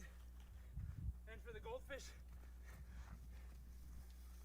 What is that? You're saying this is for Nacho and the goldfish? Yeah, and the Salamancas.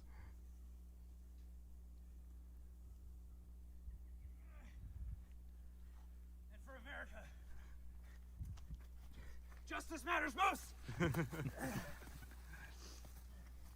Help me. What? You're in. Oh, you gotta help. You gotta Yeah. help. Okay.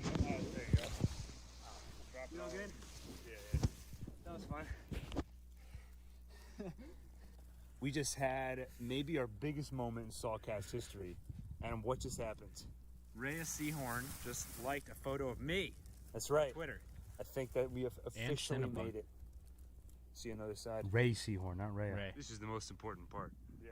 This has. Do you think Mike helped Jimmy do this? Well, I'm still going. You're gonna have to do it after. You know, Mike, you could help. I'm good right here.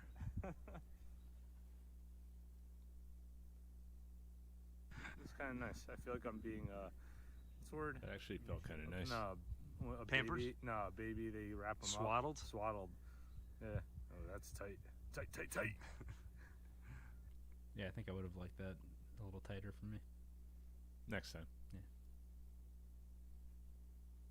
We've been trying to figure out home workouts during COVID. Want to have a drink? Yeah. Yes, please. Thank all our weights were in those bags. And then I go and spoil it all by saying something stupid. Blanket. Space blanket.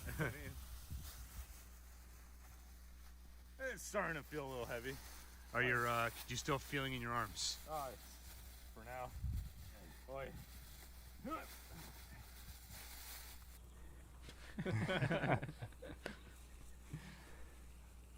Again, now running or walking?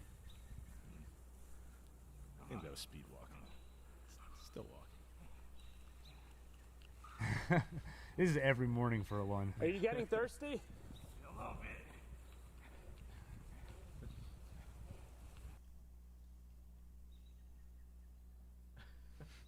I'm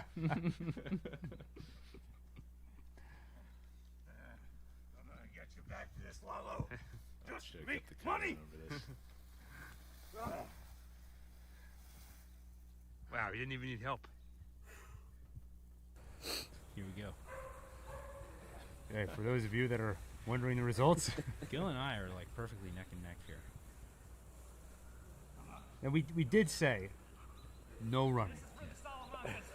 That looked like a run at the end. For a You while. got this. Are you getting Then here, thirsty? I thought about America, and I started to go a little bit faster. Listen, as I was walking, the Almost there. straps were getting closer and closer to my neck. I had to finish. I was afraid I wouldn't be able to breathe. So. Come on, go.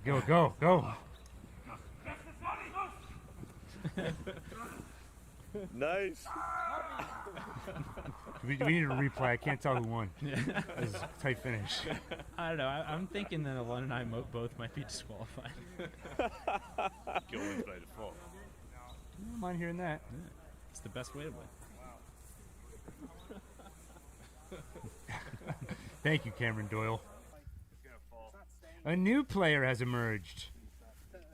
Did Alon win, or did someone else win? Thank you, Anthony. Yes, Anthony, as always, got my back. Now we really should have given him a bobblehead. Yeah, I feel bad about the bobblehead. I don't know. It looks kind of weird. Yeah. Just forget it.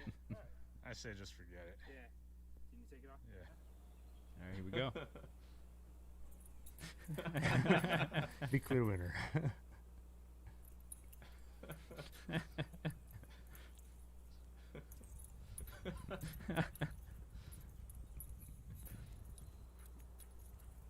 Ah, Good boy. good boy. Yeah, Great boy. the best boy. Oh yeah. Oh, wait, let's get a celebratory spin. The little Jimmy McGill, they call him. Spin.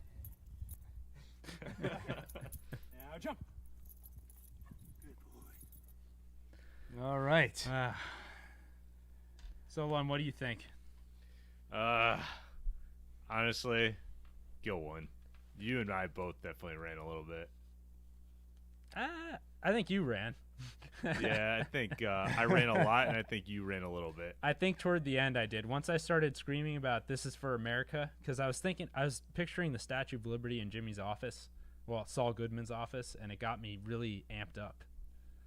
Yeah. Yeah, I woke up this morning with pain spreading all the way from my hip through my stomach, and then I saw that for the first time since my days on the jungle gym back in elementary school, I had a big bruise right over here. That was even harder than we made it look. Right. And it is impossible for a human being to carry 154 pounds through the desert, in the heat with nothing but their own urine. And I don't think Jimmy works out at all. No. I mean, even just getting the bags out of the house into the yard, but it was a challenge. And for some reason, before we did that, we decided to run 4 miles. Oh, yeah. We wanted to emulate Jimmy's tiredness after going through the desert for all that time. So we decided to run ourselves ragged and then did the contest. So I think, Adam, is it fair to say that earns us a subscription maybe? So if you haven't done so already, hit that like button, the subscribe button, and of course the bell icon. And a little known fact is that anybody watching this right now, you're an incredible human, because it means you have great taste in television. It means you have the wherewithal to dissect complicated characters like Kim, like Saul and Gene. But if you want to crank that up just a little bit, if you want to become even more awesome, you just got to hit that subscribe button. That's right. And you'll wake up with a glow about you. All of a sudden, your world would just be brighter. You were Gene in the black and white world. Tomorrow, you're going to wake up in a Saul Goodman circus tent. So, I think you want to do that. And a ding here, I just saw Sergio. Thanks for subscribing. Thank you, Sergio. I've got news for you. You're an incredible human being. Well, Adam, what do you want to do now? So we've got 1 hour and 18 minutes. Am I doing that math right? Chiron boy. What we got? We got 1 hour, 17 minutes, and 27 seconds. Wow, until this Better Call Saul Season 5 finale. So what I was thinking we could do is we'll sort of do a quick high-level recap of the season to date to make sure we remember all the important bits before we go into the finale. In that, we don't have to be super structured, so we'll be doing predictions, theories. In the chat, whatever you want to talk about, we can keep it loose. Right. Basically, I just want to bask in the greatness that is Season 5 of Better Call Saul and count down to the finale at 9 p.m. EDT. And apparently, you know that it switches from EST to EDT based off of daylight savings time? Dan, Gil, this is Gil's favorite fact. Yeah, Dan, have you rejoined us? Were you aware of that fact? I'm back, guys, and I apparently still very echoey. I apologize. But I am aware of that, yes. Oh, all right. You sound good on our end. Dan, I got news for you. You're an incredible human being. That's all I was waiting for. So when the show goes on at 9 o'clock, we're going to go offline. We're going to go dark for an hour and 25 minutes as we all watch the finale. Shortly after the finale airs, we'll get back online and talk about the episode, do our best to unpack it. Those will be our immediate reactions. And then, as always, a couple days from now, we'll do a full recap, a scene-by-scene analysis, and we hope that you'll all join us for that. Dan, maybe you join us for that too, if you feel like it. I would love nothing more, Gil. A few other people in the chat. Anthony says, what other shows are you guys going to watch after this? That's something we've been struggling with. I mean, Better Call Saul sets the bar so high, but we're always looking for more shows to dissect, shows that are thought-provoking. So if anybody has suggestions for what we should watch next after this, you can leave a comment and just tell us what we should be watching, and we'll check it out. But otherwise, we'll be looking at what's on the air and just watching different things and hope something can rise even close to the level of Better Call Saul. Yeah, the thing about this channel is we have a pretty high standard for what we want to cover. Isn't that right? We want this is more energetic and more fun when it's a show we're really in love with and something we truly care about. And so we're being patient. We have a couple on the horizon that we're considering. That's right. There's that new Penny Dreadful spinoff. I never watched the original, but the new one could be good. Trailer looks interesting. Yeah, so we'll check them out. Yeah. But anyway, what are we doing? We got to talk about Better Call Saul. Julius Caesar. Wow, Julius Caesar. Whoa. Julius Caesar has joined us. He's come through history through a time-traveling phone booth in Bill and Ted fashion and has joined the chat. And Julius Caesar asks, how many years until the next episode? hopefully one or two, but as a few other folks in the chat have mentioned, a lot of shows have had to delay production, which have delayed when the next seasons are going to come out. But I would say probably max 3 years, right? Oof. Honestly, if they drag it out, I don't mind, because the sooner the next season starts, the sooner the show is going to be over. True. So we have to enjoy the hype, enjoy the anticipation. So let's dive back into season 5. We're going to go through it high level. We're going to make some predictions. But like we said in the chat, feel free to shout out whatever you're talking, whatever you want to talk about, any questions you have, any wild predictions you have, and we can kind of go wherever we want with this. So the season, Adam, opens up with Gene, of course, black and white Gene. The paranoid taxi driver recognized him as Saul. Gene calls Ed, the vacuum guy, the disappearer, played by Robert Forster, starts the process, but then changes his mind and says, I'm going to fix it myself. Yeah. So a few questions here. Do you think the whole Gene storyline was planned in advance of even starting Better Call Saul, or they've been figuring it out as they go? So it's been so captivating that my gut first thought it must have been planned, constructed in advance, well thought out. Then I remembered that Breaking Bad was not done that way. When they showed future Walter White Breaking Bad played with flash forwards as well. And he opens up the trunk of his car at the beginning of the first part of season 5, right? And you see a machine gun in there. Walt has a beard. Everything is different. He's got these glasses on. When they wrote that scene, they didn't know what would lead to it or what was going to happen. Right. So they do write themselves into corners. So I've got to think with Gene, it's basically what we saw in Breaking Bad, where they show you a flash forward and kind of figure out how to get there. So my guess is they probably had the broad strokes and have been figuring out the details as they go. But that's one of the things that shows how much restraint these writers have.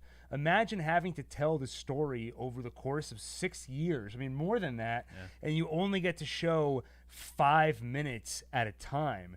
So let's go into some crazy, wild predictions right now. Number one, we already did. Do we get a flash forward? And what did you say, Adam? I forget. It's a little bit wishful thinking, but I think we get some kind of glimpse into another time. That's right. Alun was the one who says he thinks we're going to actually see Gene in tonight's episode. Yes, one person in the comments actually also predicted at the end of the episode. So, all right, so you're in good company. I have one person on my side. And how much Gene do you think we get next season? It can't just be one more glimpse, right? Yeah, I think a lot of us are predicting that the show will become the Gene show at some point. Right, and typically a Better Call Saul season is 10 episodes. Next season is 13. Did they have to add 3 episodes for Gene? Last 3 episodes, it's all Gene? I have a few ideas. So here, maybe, that would kind of make sense. One possibility, here's a way they could actually wrap up the Gene plot line in a very short time frame. Is if it seems like he made up his mind about something during this cold open. Depending on what it is that he decided, that might be the end of his story, because we said this show is all about decisions and the process of reaching those decisions and of facing up the consequences. For example, what if he's about to skip town and start over again? Maybe he decides, never mind, I'm going to face the music. I'm going to admit who I am and go wherever that leads. Maybe I'm sick of this life. Dan, do you think there's any possibility that Kim shows up in the Gene timeline? I think that there is a 100% possibility. Yeah. Wow, that's confidence. Yeah. I mean, I know it's sort of a case of looking, hindsight is 2020. When they started Breaking Bad and the Saul character, none of this was even a glint in their eye. So that's sort of defensible. But I just think they're too good. The writers are too good at narrative consistency and continuity. And I think I just don't think that Saul would be the chipper Saul guy, persona or not, throughout the entire Breaking Bad timeline if Kim, as we know her now, had met some sort of terrible demise before that. And the whole Nebraska thing, right? So the flashback, she's from there originally. Oh, I yeah. think it's I think I just got to imagine she makes an appearance at the end. Right. She's been either hiding or he's, gotten her out of Dodge, something like that. Yeah, it wouldn't be Saulcast without us speculating on Kim's fate. I think we do it every time we talk about Better Call Saul. 3 years ago, if you asked me, I would have said Kim dies before Breaking Bad starts because there's no way she's in the background between scenes. As we've gotten closer to the Breaking Bad timeline, though, I've kind of changed my tune because, as Dan, you just said, I can't comprehend Saul being the crazy chipper Saul Goodman that he is if he has this major tragedy where the love of his life was killed. Mm-hmm. And that speaks directly to what Robbie in the chat saying, which is maybe the last 3 episodes are an alternate ending to Breaking Bad. LOL. Give us a happy ending. I think this series will end with Kim showing up saying, "Hi, Victor," and he replies, "Giselle?" That would be very poetic. We really haven't gotten. I mean, Breaking Bad had a happy ending for some people. It wasn't an overly dark ending, though. It kind of went where we knew it had to go. We had Hank get killed, which was, of course, insanely tragic. But if you go to the last 2 episodes, which almost felt like an epilogue to the real finale, I would say it ended in a sort of bittersweet way. And I wonder if how is Better Call Saul going to end? I wouldn't mind a happy ending. I'd love to see a Gene and Kim reunion. And C Bud asks, where did the stash go? Just for you. I'll bring it back for a moment. There it is. But I think the adhesive is starting to wear off. Yeah. Anthony in the chat also asks, 13 episodes in the final season. How do we know this? Well, it's not a rumor. It's a fact that's been announced by AMC. I think it was in their press release where they officially announced that the next season would be the final season. So there you go. The mustache has been removed. So I think it's no question, at least right now, the plan is for it to be 13 episodes, which is great. So the season opens, of course, with Gene, which is awesome. And then we return to Jimmy and Kim, where Jimmy is signing the paperwork to officially make him Saul Goodman. Kim gives him a bag with JMM written on it, and unfortunately the acronym is no longer valid, right? Because now he's Saul Goodman. Mm-hmm. So he decides to make it his motto, justice matters most. Jimmy has the 50% off idea, which we know where that leads. And when he tries to tell Kim why he changed his name to Saul Goodman, he justifies it by saying, Jimmy McGill is always going to be Chuck's loser brother. That name is done. Kim says, sorry, I just can't see it. Jimmy says, don't worry, you will. I think she does by now. Yeah. Do you think she does? I feel like right before Lalo came to their apartment, she didn't really see it. Mm-hmm. But maybe after that moment where she got that thrill, she's starting to get it. I think so. I think once she learns what the game is, what it means, I think she also learns who Saul Goodman is.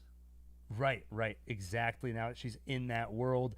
We, of course, have Jimmy in the circus tent where he has the whole Magic Man sequence. We have him announce his 50% off deal, which leads into that great montage. Over on the Gus side of the house, we have Lalo and Juan Bolsa going to investigate Gus's stash house, where they see that the drug product is a little bit weak. We know that Lalo's kind of sniffing around with Gus's lab construction, and that's where Gus has to shut down construction of the super lab, and they let Werner's crew go home. So here's another prediction moment, Adam. At some point, they have to return to construction, right? Yeah. Are they going to bring Werner's crew back for that? Interesting. I mean, it would make sense because it's like a whole crew's worth of people fewer that you have to tell the secret to. They already know. Right. Would they be willing to come back, though, after they all basically know what happened to their boss, Werner? Not necessarily. The money was enough of a draw to bring them there, but after the experience they went through and now having that money, maybe they don't feel a need to come back. Right. And actually, one thing we should talk about, because this has come up a ton, speaking of things that may rear their head in the finale, Sandpiper. This has come up every time we've done a stream. People flood in and they ask about the Sandpiper settlement. Adam, do you remember what this is all about? Well, that's the case that Jimmy started against it's the assisted living facilities, right? Right. And he found that they were exploiting their residents and overcharging them, things like that. But didn't he end up kind of passing that case along to HHM in exchange for some future percent of whatever they would make off of it? That's right. So in theory, Jimmy is still owed a settlement, a very large settlement potentially, for the Sandpiper case. And people have been speculating on whether or not that settlement will come into play this season, if it'll come into play next season, and Jimmy finds himself with a nice wad of cash. Adam, what do you think? Does this come back into play at some point? If it does, that's the way that Howard gets re-involved in the story. Mm-hmm. That said, I don't think the money is that important here because Jimmy already has a new source of income from a source with tons and tons of money, billions and billions of dollars, who are not afraid to spend it on his legal expertise. Mm-hmm. If anything, he just gets this unexpected windfall, and maybe that's how he ends up with his office and some nicer digs. Right. My suspicion is kind of along with what you were saying, that if this Sandpiper settlement does come into play at some point, it'll be at a time where Saul has so much money, or is at least on the trajectory to making so much money, that it basically doesn't matter to him. And if that were to come from Howard, if he's the one that tells Jimmy, hey, I've got this settlement check for you. And a nice job if you want it. That's right. Then he might just throw that right back in Howard's face because he doesn't need it anymore. The drug trade, as we've learned, pays very well. Mm-hmm. So that is basically everything that happened in episode 1. Those are kind of the highlights. Before we go into the next episode, let's just say, Adam, what is the thing you are most excited to see in the finale tonight? I really want to know how Kim reacts to what just happened. I think since the moment she saw the bullet hole in the mug, she really only had a few minutes with Jimmy alone before Lalo shows up. That's right. And I love the fact that this show can create such a big cliffhanger. In any other show, the cliffhanger would be Lalo knocks on the door, walks into the apartment, and you wonder, is he going to kill someone? Is he going to kill Kim? In a show like Better Call Saul, the cliffhanger is, what will be the next character development for Kim? What is she going to do next? And Dan, 2 questions for you is, okay. 1, how does Kim react to what just happened in the last episode with Lalo and Jimmy? And then 2, what are you most looking forward to seeing in the finale? Whew, man. How does Kim react? I mean, I thought the look she gave him right after Lalo leaves the apartment was just, 1,000 words right there. I think, she's gonna lay into him and call him out on the fact that they're completely in over their heads, and that now the sort of the game is up, right? Or not the game adjacent game, but the cons that they like to play are sort of getting a little too real and a little too close for comfort. But I don't know, man. I think she's gonna find some way to use her street smarts, so to speak, and try and get them out of it in a way that protects their interests, and doesn't put them in further danger. So I agree with that second part, that she's going to help them somehow and come up with a way to deal with this situation. Mm-hmm. But you said she's going to lay into him. I suspect she's going to lay with him. That's true. They just survived this ordeal together. And we've seen the thrills that she always gets from the schemes they pull off. And what bigger scheme can there be than worming your way out of being murdered by the cartel? Yeah, I mean, she essentially saved their asses in real time there. Yeah, I don't know. I think it's going to be a real kind of stare at yourself in the mirror kind of moment for both of them, but especially her, because this is sort of her first taste of this, really. Right. Whereas Saul knows, he went in with both eyes open, and he knows, he knew this was coming or could be coming. Right.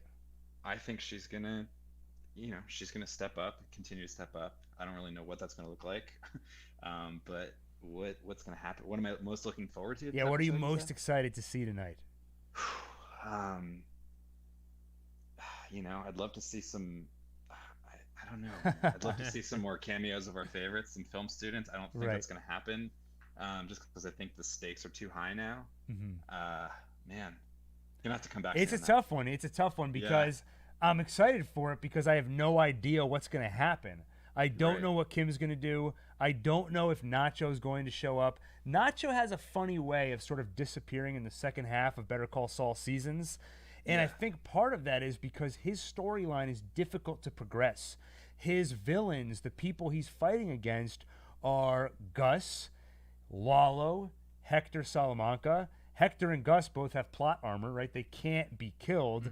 So either Nacho wins or he loses. If he loses, he's dead and he's out of the show. So I think they have to play this balancing act of we need to progress Nacho's story, but we can't bring it to its conclusion. So I wonder if we're even going to see Nacho this episode. No, I think we will. I mean, you think it raises a good point. And the last episode ended with them kind of racing off, and he's like, we're going to Mexico, just not the original destination, right? So come on, Ignacio, let's go. The world, just the worst ride sharing gig ever. Right. I don't know. I think a lot's gonna happen with him tonight. Actually, with Nacho, I don't think he's gonna die this episode. I think he probably will overall, but before it's all over. But yeah, I don't know. I think something. I think we're gonna end up south of the border in this episode, and probably some more fireworks. Right. And Antonio in the chat says, do you guys think at least one character will die tonight? I do think so. Could be Nacho or Kim. That's what Antonio is saying, not me. Adam, I want to hear your take on that. I think not. I don't think it's necessary. I don't see a reason why anyone important has to die. The stakes have been set quite high just in terms of the relationships between these people. So it could happen because it would be a very dramatic thing to occur. It's usually a classic way to finalize a season, but I don't see anything imminent.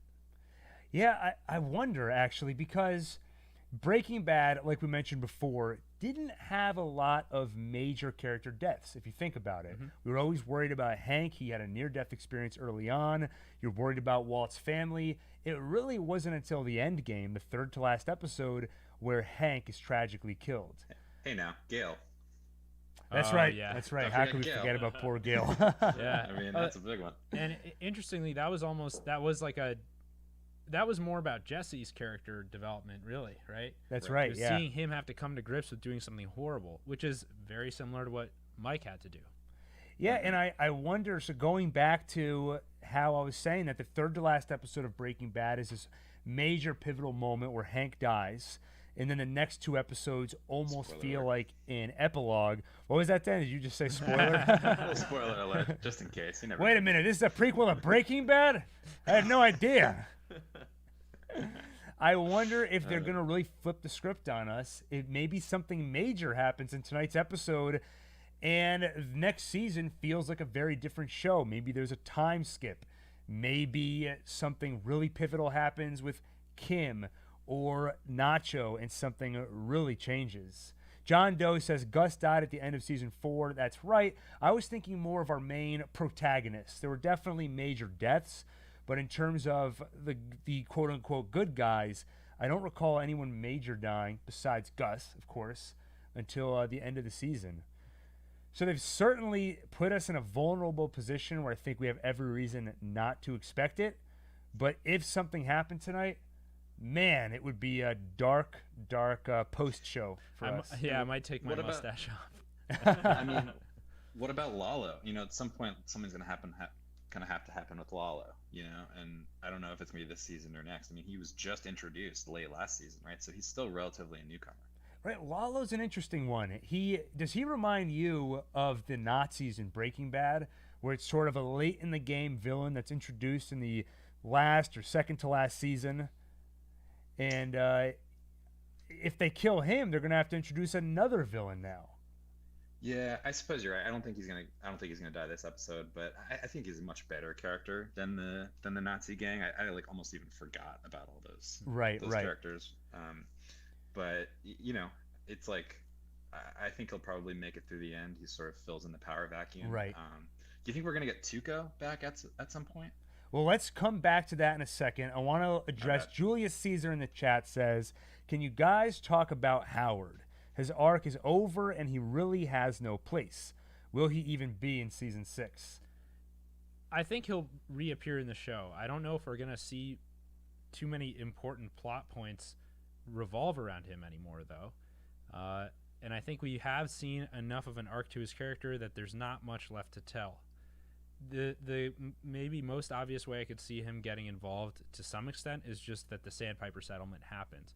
But even that might be more of a logistical thing. Oh, this is how Jimmy gets enough money for his office.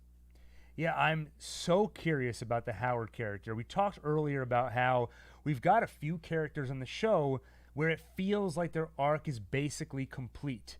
And like I keep saying, we've still got another 14 episodes to go. You take Mike Ehrmantraut. To my mind, he seems to have essentially transformed into the Mike we know from Breaking Bad. So where do we go from here? Similar question for Howard. He was a pretty prominent character early on, but what more is there to see for Howard? We saw him racked with guilt over Chuck's death.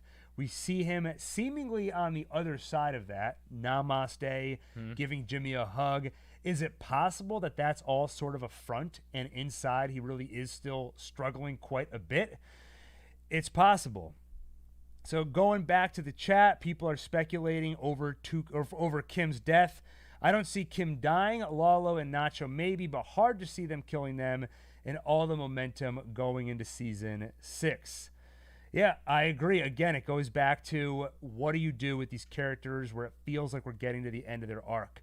My suspicion is some of them are going to turn into sort of supporting characters, like the way Mike was used in the episode Bagman.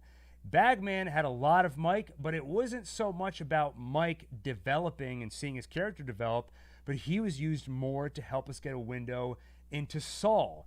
Mike is the character that forces Saul to answer the question, what am I doing all this for? In the next episode, Mike is the one who's forcing Jimmy to confront the fact that he's on this bad road. So that could be how they use the Mikes and the Howards of the world. They become more supporting characters and help characters like Jimmy and Kim continue to develop. So going back to everything that happened in this season, we went through the first couple of episodes. We talked about how Domingo became Ocho Loco. We talked about the 50% off guys, all the important stuff. And CJ here talking about Tuco. Are we going to see Tuco again this season? We got the first Tuco mention in a while, where before Lalo runs, he assures Hector that while I'm gone, 11 months from now, Tuco's going to be out of prison. He's going to run things, but don't worry. We're going to have somebody there to make sure he stays clean. That goes well. Adam, do we see Tuco again?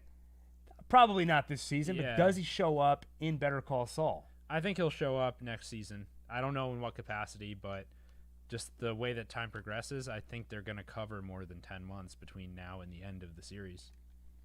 Yeah, I agree. And how much of I see John Doe here wondering how much of Better Call Saul will actually dip into Breaking Bad. He says, who says at the end of Better Call Saul, not including Gene, who says that has to end in Breaking Bad? Is it possible that the series wraps up before we get to the Breaking Bad timeline, or do you think we're going to dip pretty prominently into Breaking Bad? Yeah, I think it's totally possible the series ends years before Breaking Bad, because if enough transformative events happen to Saul, he could just reach sort of a point where, like, cruising altitude, right? Not much changes. He's just wheeling and dealing. He's getting his legal practice going, and he just sort of grows in the direction we already see. He doesn't have too many major challenges to overcome. That's right. He's already got that Bluetooth. Yeah. I've speculated for a while. I think even before Better Call Saul aired, I had one big prediction for the show. And it was that we're going to see a montage at some point. Like you said, at a certain point, Saul becomes Saul, the Saul that we know and love from Breaking Bad, And maybe he just starts kind of coasting. He starts going through the process of being Saul Goodman, making a bunch of money until we get to the point where he meets Walter White. So I wonder if we get, in great Better Call Saul Breaking Bad fashion, a beautiful montage of Saul in the Breaking Bad timeline, cut in with stuff we saw in Breaking Bad, stuff that was taking place behind the scenes. At the other side of the montage, we're in or near the Gene timeline. What do you think? You think that's a possibility? Yeah, and I think it would be very much in keeping with the way the show is written, because it tries to focus. It's very specific in what it chooses to focus on. Right. And I don't see an obvious purpose to cover more than the story that we're following right now. Right. And Cy T in the chat says there's a question with Kim. She was irritated by a letter she read lying on the bed right before Jimmy said he was picking up the bail money. We don't know what it was. And the letter, I don't know if this is the letter that I'm thinking of, but I know that the letter that what prompts her to quit her job at Schweikart is she sees a letter that was written to her sort of thanking her for the job she's done on the pro bono work, and it's sort of a reminder of all the good she does for people, and that's what pushes her over the edge to quit. So I'm not sure if we're talking about the same letter there. Robbie in the chat says, if Kim doesn't survive Better Call Saul, I at least want the series to end with something stupid playing. Now, one thing that we didn't talk about with the Something Stupid montage is the first time we heard it last season, it was played with lyrics. We heard the great Something Stupid lyrics while we see Kim and Saul sort of drifting apart. Mm-hmm. At one point, I remember it shows them side by side in bed together, but still that visual line is separating them. And she just takes 1 foot and moves it over just to be in contact with him, but that's basically the extent of their affection. That's right. And then in this season, in the last episode where we see the Something Stupid montage, this time it's without lyrics. It's just the music. And I would say, I don't know if I'm reading too much into this, but knowing Better Call Saul and Breaking Bad, I think nothing is accidental. If I think about a song and I think about the lyrics fading away, to me that feels like you're going into an epilogue. The song is wrapping up. This is sort of a callback to the earlier days. And with that, it makes it sound to me like we're getting close to the end game. It's a little bit more melancholy when you hear it without the lyrics. And IBH in the chat says, wouldn't they decrease the stakes of the series if they killed off Kim before season 6? Also seems like Saul would be a much darker character in Breaking Bad if she gets murdered, which we've talked about that. It's really hard to imagine Saul Goodman being Saul Goodman if Kim is tragically dead in the background. Right. And here's one reason to maybe believe Kim lives, which is that in that flash forward where we see Saul cleaning up his office quickly to try to go escape, right, with the vacuum cleaner guy. Right. He tells, is it Francesca, his assistant? He tells her to make sure she's by the phone, ready to answer it at, I think, like 3 p.m. on November 12th, something like that. Right. Which is his birthday. Maybe that's some kind of yearly tradition that she calls him or something like that.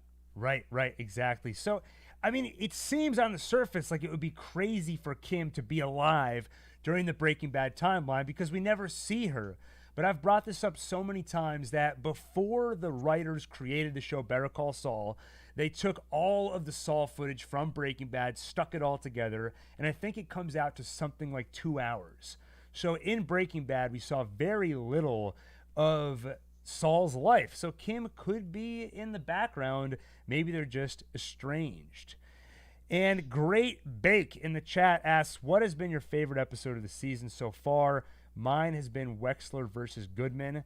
That's the episode that contains one of my favorite moments of the season with Saul betraying Kim, the look on her face while Saul is all smiles, him totally oblivious to how much damage he's causing to Kim. Incredible scene.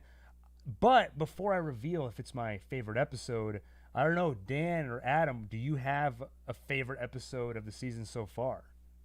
Dan, go ahead. Man. I mean, Bagman. It just has to be. I knew you were going to say that, and I think that's mine too. It's impossible to pick another one, right? Because the episode after it was incredible, where you have the whole Kim, Lalo, Saul, just super tense scene. Incredible scene that could only work with the buildup we got from Bagman, with the buildup we got in the rest of that episode. But Adam, talk to me about why you would put Bagman up as number one. Well, all I have to do is look at my own response to the episode. Now, people say that something is good writing when it actually provokes a physical reaction in the audience. So if you laugh out loud or you get goosebumps, that's a sign that this is good writing. Well, that episode inspired me to pick up 154-pound bags, all three of us, and drag them around our front yard. That's right. Dan, talk to me. What did you love about Bagman? Man, I mean, it's just a classic. We lost Dan. He was caught so off guard. I've left him speechless. I'll say what I think Dan was going to say, which is that the episode was incredible. It had tension. It had Jimmy getting torn down to his lowest point. It had incredible character development, pivotal character development. This whole show is about taking Jimmy McGill, sticking him under a microscope, understanding who this guy is, following him down this road. Where is he going to end up? How does he become Saul Goodman? And this episode, maybe more than any, has shown us a big window, or at least has forced him to confront who he is. We see this man who is usually so confident, especially, like I said, in the previous episode right before Bagman, he sees himself as a god who can shoot lightning bolts out of his fingers. Cut to Bagman, where he is in shock. He is torn down to his lowest point. He is drinking his own urine. I wonder how many times we've mentioned that. I know. There's another mention of it There we right go. there. So I have to go with Bagman just because to me it was such a climax to what the show is all about. We need Jimmy to face up to who he is, reconcile with the choices he's made, and Bagman is the closest we see to that. Not to mention how visually incredible the episode looked. And after such a rough experience for him in that episode, I'm hoping we see him a little more triumphant in this next one. Right. And Robbie says Lalo won't forget that. He doesn't let someone talk down to him like that. And that brings up a great question, which is, we talked about what's Kim's reaction after she leaves that scene, right? Kim just talked down to Lalo, got him to leave the apartment.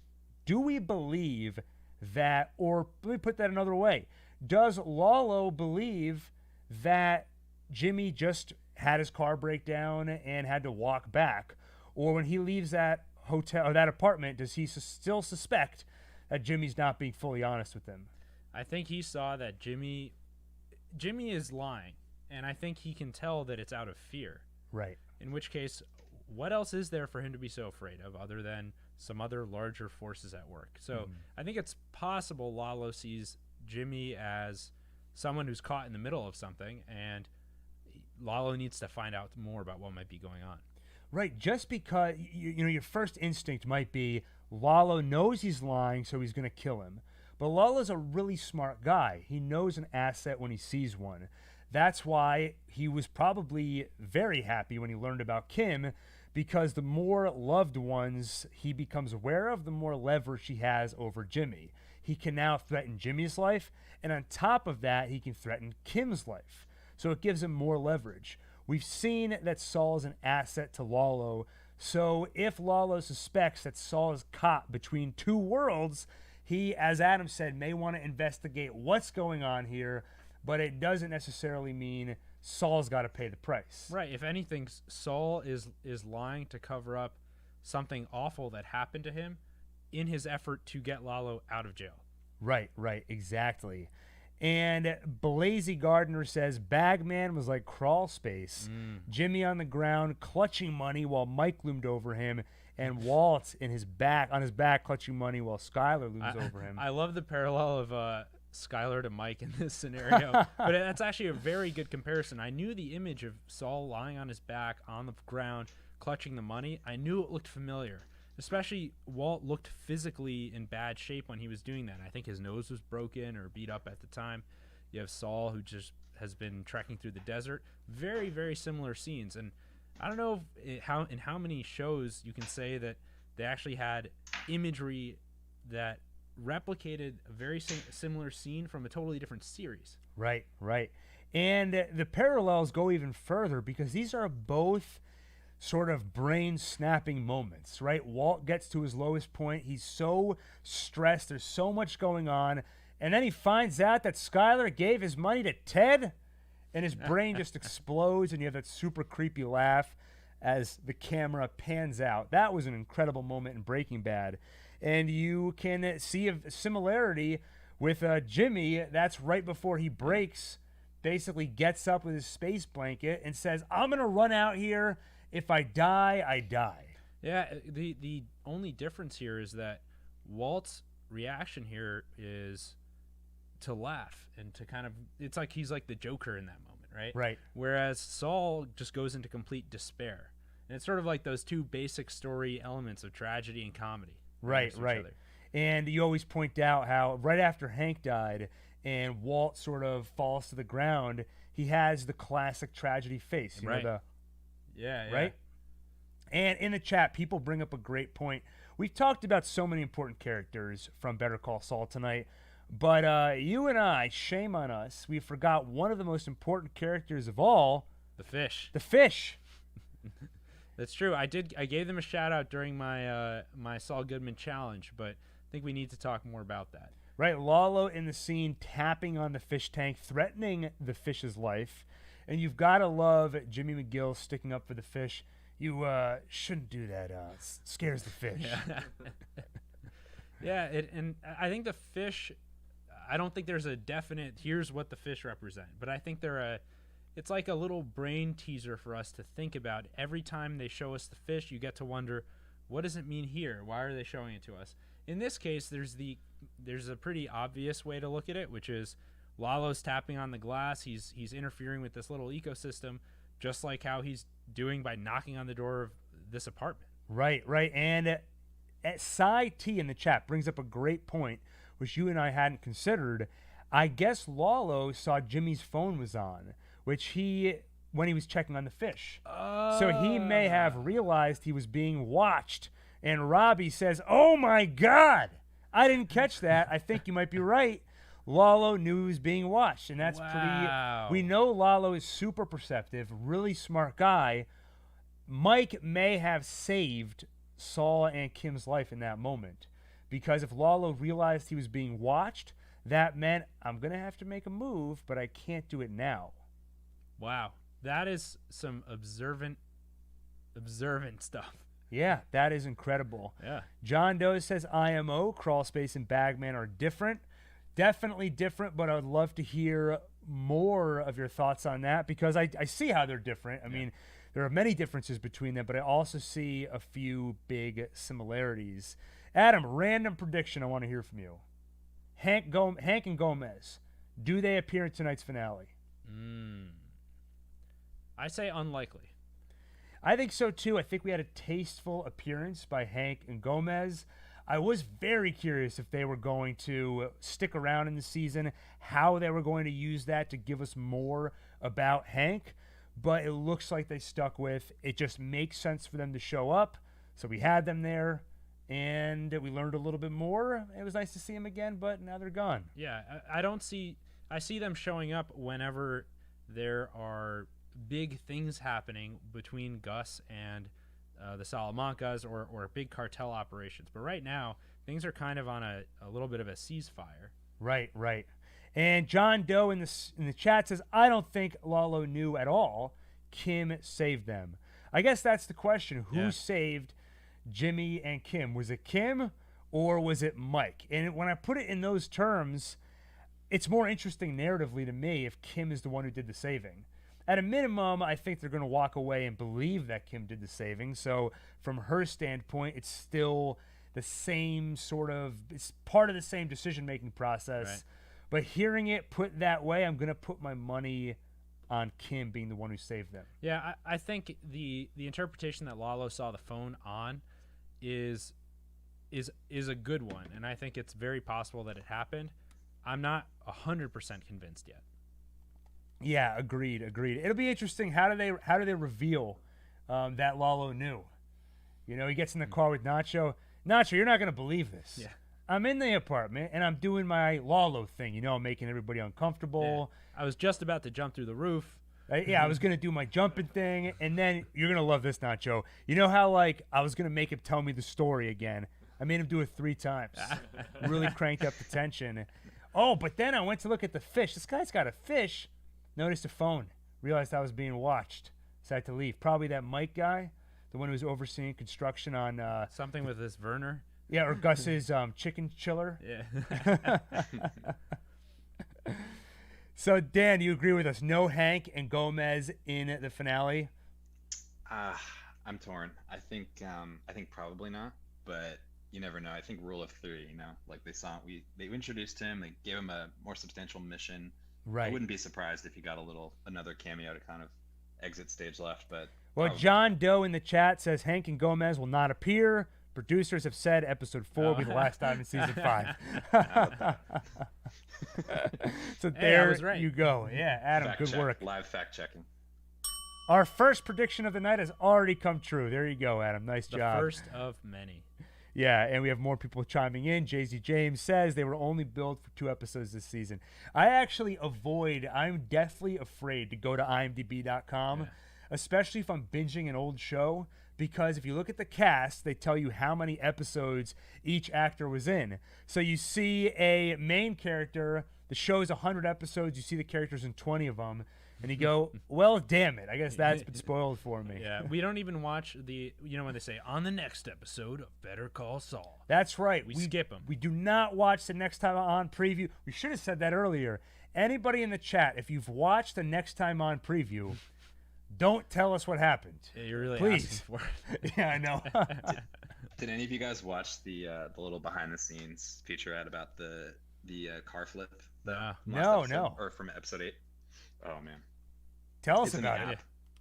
Oh, it's great. If you're in the AMC app, it's like a 5-minute little behind the scenes in the desert of the whole Bagman episode. It's incredible. Huh. And the stunt in particular, the car flip at the end, is just mind blowing. It's great. I don't know if anything can top the pizza throw. I know. I know. Well, it's just like as a stunt alone, you're just like, God, it's an incredible stuntman moment for this guy. For the Better Call Saul finale next year, Adam, pizza throwing contest. We've got to do it. Oh, I thought we were going to do a car flipping. Well, if we can really up the budget, we'll do the car flip. How about a tarantula walking over you or something? Oh, God. Drew Leonard says the car flip had an actual dude in the car. Dan, is that's true? Yeah, it's a stuntman. They built Wow. a cage of some kind inside the car, and his you should watch it. His commentary about it is incredible. He's so calm before they filmed it. He's like, yeah, we're just gonna drive down this road here. It's a little bit of a curve at 60 miles an hour, and then we're gonna flip this car about 8 times. And By the way, Robbie says, you guys are lucky. About 20 minutes ago, I almost said something about the teaser, but thought it was best not to. You're our guardian angel. You're like Mike on the hill sniping out all the enemies. I got news for you, Robbie. You're an incredible human being. And by the way, it's C-Bud talking about the car flip. He says they did it in 1 take. 1 take. By the way, we are now 31 minutes out from the Better Call Saul Season 5 finale. I can't believe how quickly this season has gone by. I remember, Adam, a year ago telling you how disappointed I was when I found out that Better Call Saul was being delayed a season. Oh, yeah. Delayed a year because of the actors' schedules or something. And I was like, damn it, we have to wait a whole another year? And now we're already about to watch the finale. It's amazing how fast time flies when you're having fun. And that's why we're going to keep making these videos. That's right. We're going to keep it going because we love doing this. So, as you've all seen now that you're on 1 take, we talk about Better Call Saul. We talk about other shows too, but we're going to keep the Saul talk going. We're going to talk about character analysis. We'll do, what we'll do actually? We, last season after Better Call Saul ended, we did a Saul Halloween special. Oh, right. Which was a real treat. In fact, we got some great reviews on that.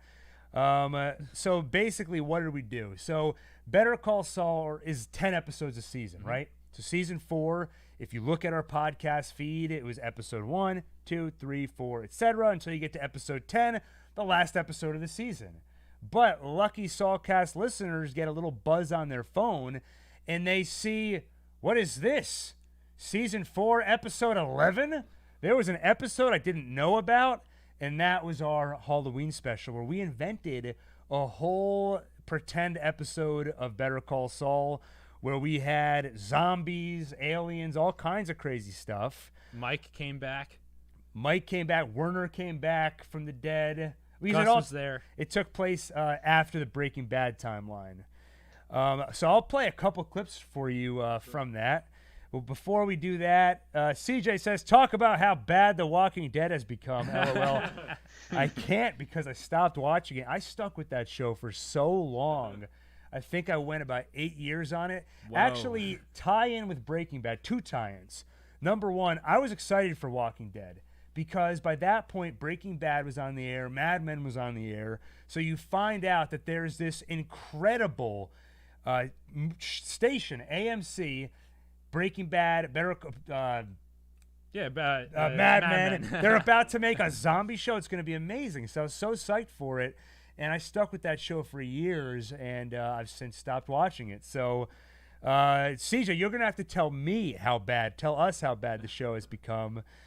Jamie Cruz says you need a Cinnabon sponsorship for the show. We got the next best thing, which is that Cinnabon liked our little tweet teasing me in this costume. Yeah, I don't know what to be more excited about, the fact that Ray Seahorn liked the tweet or that Cinnabon liked our tweet of Adam wearing this costume. Speaking of which, if you want to see more tweets that have been liked by celebrities and cinnamon bun companies, you should go follow us on Twitter. The handle's down in the Chiron. All right, so you're going to want to check out our Twitter, our Instagram. Give us a follow, and you will not regret it. You can see I'm getting delirious. Only 28 minutes to go. I'm so excited for this finale. Let's jump over to the Halloween special. And you know who's excited for that? I'll tell you who's excited for that. Yes. Jesse Pinkman. Oh, hey, yes. Jesse, do you want to see the Saulcast Halloween special? Yes. Do you not want to see it? Shut up. Don't worry. We're gonna go to it right now. Relax, man. So let's play the opening. You guys are going to absolutely love this. And I did see a certain friend of ours by the name of Daniel said that he loves our costumes. And he should know because he's our brother and he got a number of previews of these. So I just wanted to give him that little acknowledgement. And by the way, Mr. Weeping Dalek in the chat asks, what was the tweet Ray Seahorn liked? It was a beautiful tweet. Doesn't he have to go find out? You know how you can find out? You just, hold on, put the link to our Twitter in the chat here. All you got to do is click on this Twitter link in the chat, and then you'll be on our Twitter, and you will find that tweet.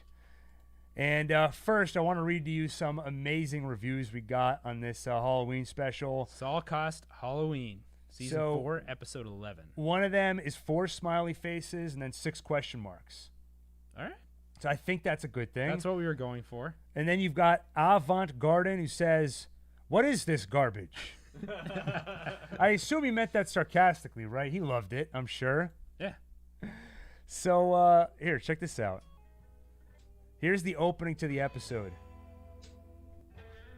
Sounds like just normal. You get that Better Call Saul opening, get a little bit creepy. Welcome to Saulcast, where we're talking about... Skip around a little bit. Zombie Gate, where he's dragging his feet behind him. Mention of zombies. So we have to go all the way through that. MM27 says, I'm a woman. Adam, you said guys. You mean guys and gals. Saulcast and Better Call Saul fans come in all shapes and sizes. And everything else. That's right. You can see I'm getting delirious here because I'm so excited. 26 minutes to go until the Better Call Saul finale. Anthony says, Ray. That's right, because how many times did we say Rhea or Rhea Seahorn? And if we ever want to land our Ray Seahorn interview, we're going to have to learn how to pronounce her name properly. And by the way, we played a little clip for you there for the Better Call Saul Saulcast Halloween special. If you want to hear what happens to Mike after Breaking Bad, after he dies? What happens to Mike after he comes back to life? What happens to Gale, even? That's right. You're going to want to check out this link in the chat. We also play games, costumes. It's a great thing. And I think you're all going to love it more than this avant-garde fellow. Anyway, so 25 minutes to go. I mean, Adam, what else do we want to talk about? What else do you have to say before we all go to the Better Call Saul Season 5 finale? Here's a subject that we come to almost every episode, and I think we'd have to hit it at least once today, which is the only thing we learned about Saul Goodman, which came from a very subtle line. One of the first times we saw him was when Walt and Jesse drag him out into the desert in Breaking Bad, and he's pleading for his life. He doesn't know who has him because they're in ski masks and they put a bag over his head. He goes, "Did Lalo send you? It wasn't me. It was Ignacio." Right. So what you can read into that line is, number one, Saul is clearly afraid of Lalo. Number two, he fears he is being blamed for something, and he's shifting the blame to Ignacio, Yes. who is Nacho. And this also means that Saul doesn't know if Lalo is dead at this point. Saul is not aware of it. Right. A lot of people have used this line as evidence for Lalo and Nacho surviving into Breaking Bad. Right. Which is a possibility. It's a weird line to say, "Did Lalo send you? It wasn't me, it was Ignacio." It's weird to say if Lalo is dead, but it's always possible that he is, Right. and Saul doesn't know it. And it's possible that Saul knows Lalo is dead, but something Lalo set in motion in the past still would have been directed towards Saul, sent people to come after him. Lalo could have sent people and then died. And Mr. Zahel in the chat says, "Yo siempre amigo de cartel." So that is one of the things that Saul also yells out. He says, "I am a friend of the cartel." Siempre, always. That's right. So it's so amazing how they took that one little scene where we all breezed past that scene seasons later in Breaking Bad. Probably none of us remembered the names Lalo or Ignacio. And now you've got a whole series that basically builds towards that moment. Really incredible. I mean, that is probably the biggest example of setting something up, not knowing how you're going to get to it. They set it up, and 7 years later, they're still working on getting us to that moment. Right. Incredible. And Julius Caesar says Lalo is dead. Gus told Hector in Breaking Bad that the Salamanca name dies with him. I remember that line. It was bone chilling. And yeah, I think that's a good reason to believe Lalo is dead. It's possible that he's not, and even that Gus knows he isn't, but that he wanted Hector's last moments to be as horrible as possible, right? Yeah, right. Or Gus believes that Lalo is actually dead. Mm-hmm. And Gus, if Lalo's dead, it's very possible Gus is the one who did it. Right. And what else can we read into that line, right? It wasn't me, it was Ignacio. That implies that Nacho made a move against Lalo, that Lalo would potentially be seeking revenge for. Mm-hmm. And the fact that Saul feels he may be getting blamed for it means maybe Saul does work with Nacho in some sort of retaliatory move against Lalo, and he's trying to pin the blame on Nacho. Yeah. And all season we've been waiting for Saul and Mike to be pulled back together, right? Mm-hmm. And to work together because we love seeing them do their thing. And they kept just missing each other episode by episode. One would call the other and be like, no, I'm busy right now. One of the best moments of the season, another honorable mention, when Saul calls Mike for help while Mike is at Gus's Dedicado a Max village. Right. And Saul basically asks for help, and Mike says, "No."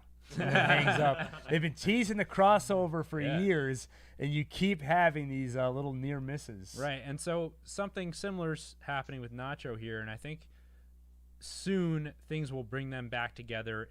Nacho's somehow going to need Saul, I think, to at least attempt to get out of this rock and hard place that he's stuck in. And a few folks in the chat are saying it would be weird for Lalo to be alive because he didn't seem to be part of the cartel in Breaking Bad. We don't see him with Hector. I agree. It's unlikely that Lalo's around. but he's already in pretty deep water. He's in a lot of trouble. He's made public appearances in court. So it's not hard to imagine a scenario where he goes on the run. We don't actually know how Saul learns about Vacuum Disappearer guy. Mm-hmm. Maybe Lalo uses his services. Is that a possibility? Or Saul's vacuum actually broke. He called the guy and asked for a replacement part, and stumbled into something he was not expecting. I've got some other services you may be interested in. If you ever find yourself in hot water, give me a call, and like a vacuum cleaner, I will just clean you out of trouble.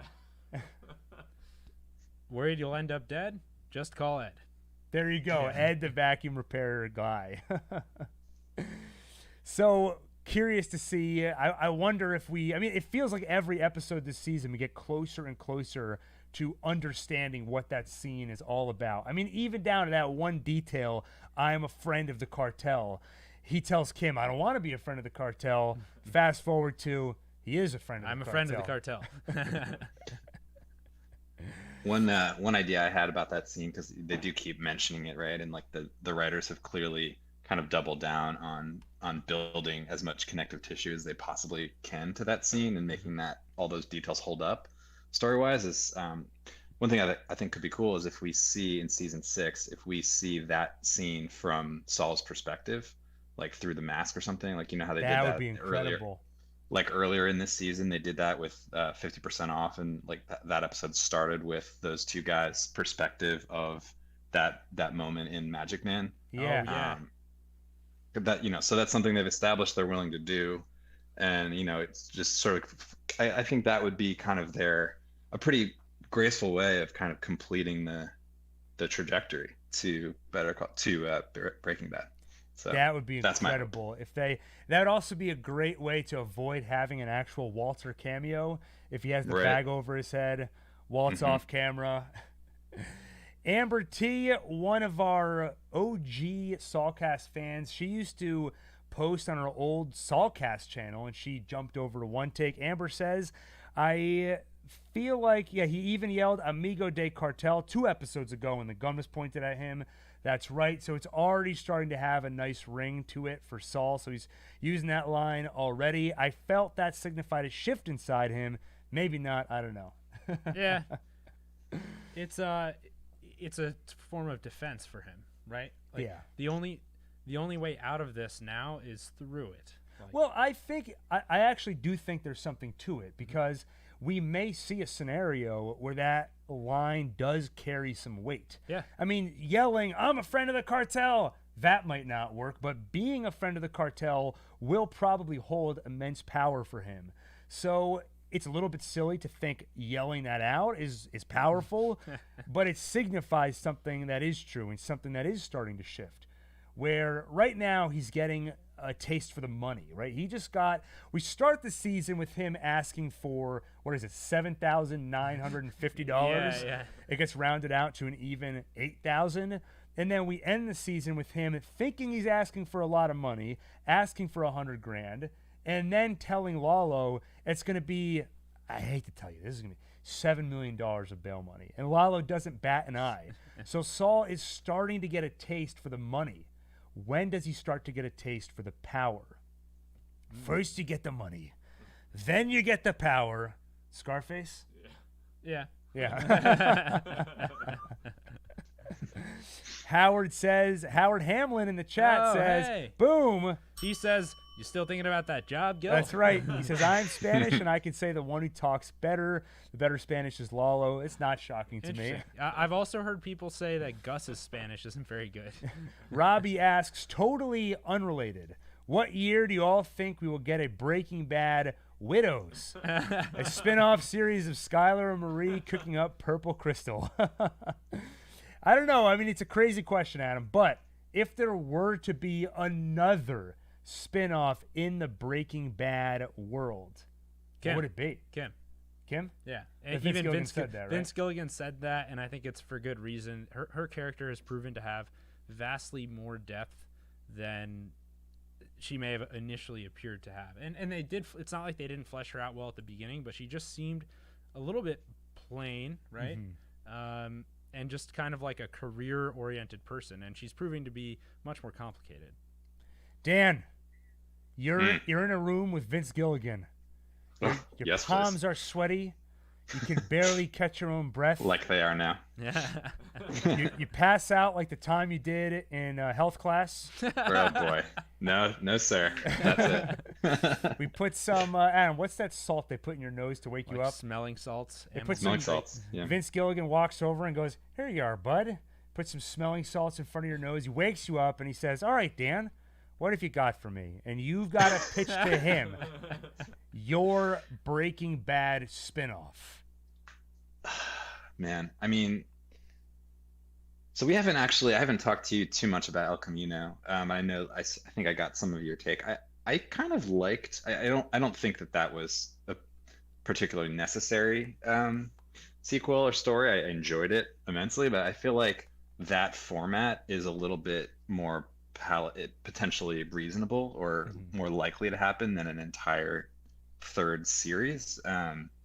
So I don't know. I guess I would. He's doing the Who Wants to Be a Millionaire thing. We don't have an answer. And you're like, Yeah. well, when I was in grade school, I had a friend named Michael, and he didn't know anything about biology, so he's useless to me. But if I think back on my time, and all right, Dan, I gave you some more time. What is it? Gun to your head. I guess the Better Mike, Call Huel. The Mike. I would say Mike, just sort of because there's so much backstory that we started to get in early seasons of Better Call Saul, but I feel like Better Call Saul is 50% Mike spinoff. Prediction: if they do is. a Mike spinoff, it will not be the current actor who plays him. I agree. It would I be think a they would do a young Mike. him on the force back in Philly. All right, I'm gonna go here. Here's the one that I want to see. The spinoff I want to see is Sobchak. Is Need that's the, I say more? Oh, that's the robber guy, Mr. X, the thief. the guy that they called in. He's a famous character actor. His name escapes me right now, but many people know him from Grand Theft Auto. He was the one that snuck into Kevin's house, stole all the pictures, snooped around, and brought it to Kim. I love that character, and I would love, maybe it's not on AMC, but made for Hulu web series. That reminds, just speaking of these kind of side criminal characters, do you remember that awesome episode where Saul hired the guy to go rob what was it? Those little that statue, right? Oh yeah, the shepherd boy or something. Yeah, and he got stuck in there while the guy had to sleep in his office because he got kicked out of his That's house. right. He ordered pizza. He was chilling there for a while, Yeah. and the guy was just hiding under the desk trying not to get caught. Right. That was hilarious. And Mr. Weeping Dalek in the chat asks, once the series concludes, will you rank the seasons and episodes? Adam? Sure. All right, there you go. Well, 100% after season 5, we'll do a ranking of the seasons to date. And after the series ends, we'll probably do the same thing. Maybe we'll try to do a top 10 episodes. We'll do some rewatches, highlights. This is a show we're going to want to keep talking about after this season ends, after the final season ends. I mean, this show will not leave our brains the same way that Breaking Bad hasn't. And Mr. Zahale, we're talking about spinoffs. Badger and Skinny Pete hustling, trying to make that cheddar, yo. I'd like to see them team up with the 50% off guys. They make Badger and Skinny Pete look like geniuses. Yeah. How loving was the treatment of their characters Yeah. in El Camino? It was great. It was so great to see their reunion with Jesse and the way they treated him. They looked at Jesse with reverence. Yeah. Actually, Skinny Pete That's even what he goes said. because you're like my hero. You're my hero and shit. Yeah. All right, guys and gals, we've got 11 minutes. Less than 11 minutes to go until the season 5 finale of Better Call Saul premieres. And I can't wait. I don't know what's going to happen. We made a lot of predictions. We talked about what we're most excited for. The thing I'm most excited for, the only one I could speculate on, is I can't wait to see what Kim does after that scene. To me, that's so pivotal for her journey, for Saul's journey, for what this show looks like next season. I'm so incredibly and I can't believe I'm saying that because when Breaking Bad finished, did you think, you know what, for the spinoff, what I'm going to be most excited for is how Saul's romantic relationship resolves itself? Yeah, it never even occurred to me that he had romantic relationships. Well, we know he had at least two wives, right? Right, one of whom cheated on him with his stepdad, supposedly. Yeah. So I find that amazing. This is what we have tonight. We have Jim and Pam. What's going to happen? That's the level of excitement we're talking about. John Doe says the countdown's on. The countdown's on. 3, 2, 1. Says Major. Oh, yeah. Earth 4, 3, 2, 1. Earth below us, drifting, falling, floating away. Oh, yeah, copyright strike. That's right. That was the song that Gail sung on the DVD, which was one of my favorite moments of Breaking Bad. So I think we probably need to start wrapping up because people need time to run to the restroom. Get their popcorn. Got to grab a snack. Grab your Schrader brow. Got to grab some of that tequila because if you remember when Kim, right after she quit, when she went back into her office, she grabbed something out of her desk. Right. Which I thought was a badminton shuttlecock. And I thought it was like a little jellyfish. But it was actually a stopper to that very expensive bottle of tequila that they swindled from that investor guy. While Kim was in the guise of Giselle. Right. And that was an important object to her, had a lot of meaning. And it was a very subtle thing because most of us, ourselves included on First Watch, forgot what it was. Exactly. But she took that from her office. And I tried to get a bottle of that very tequila for tonight. Turns out it doesn't exist. And it was inspired by a real tequila of which they only made 100 bottles like 40 years ago. Yeah, and Gil drank his. Having said that, I was able to procure one of them right here, Adam. Not really. No. All right, so I think we got to wrap up. People need time to go get set up. Can't wait for tonight's episode. So excited to see what happens. I'm terrified. They keep ramping up the tension. If they ramp it up anymore, I might not be here for the post-game show. I'll be all on my own, guys. It'll just be him. This episode is called Something Unforgivable, which I'm worried about. But spoiler. That's the only thing I know about it. But for those who are asking, yes, it's an extended episode. It's an hour, 25 minutes long. Including commercials. Right, and just a few minutes after that, we'll pop back on live for a reaction. That's right. Check out the description to this video. There is a link that will take you to our post-show conversation.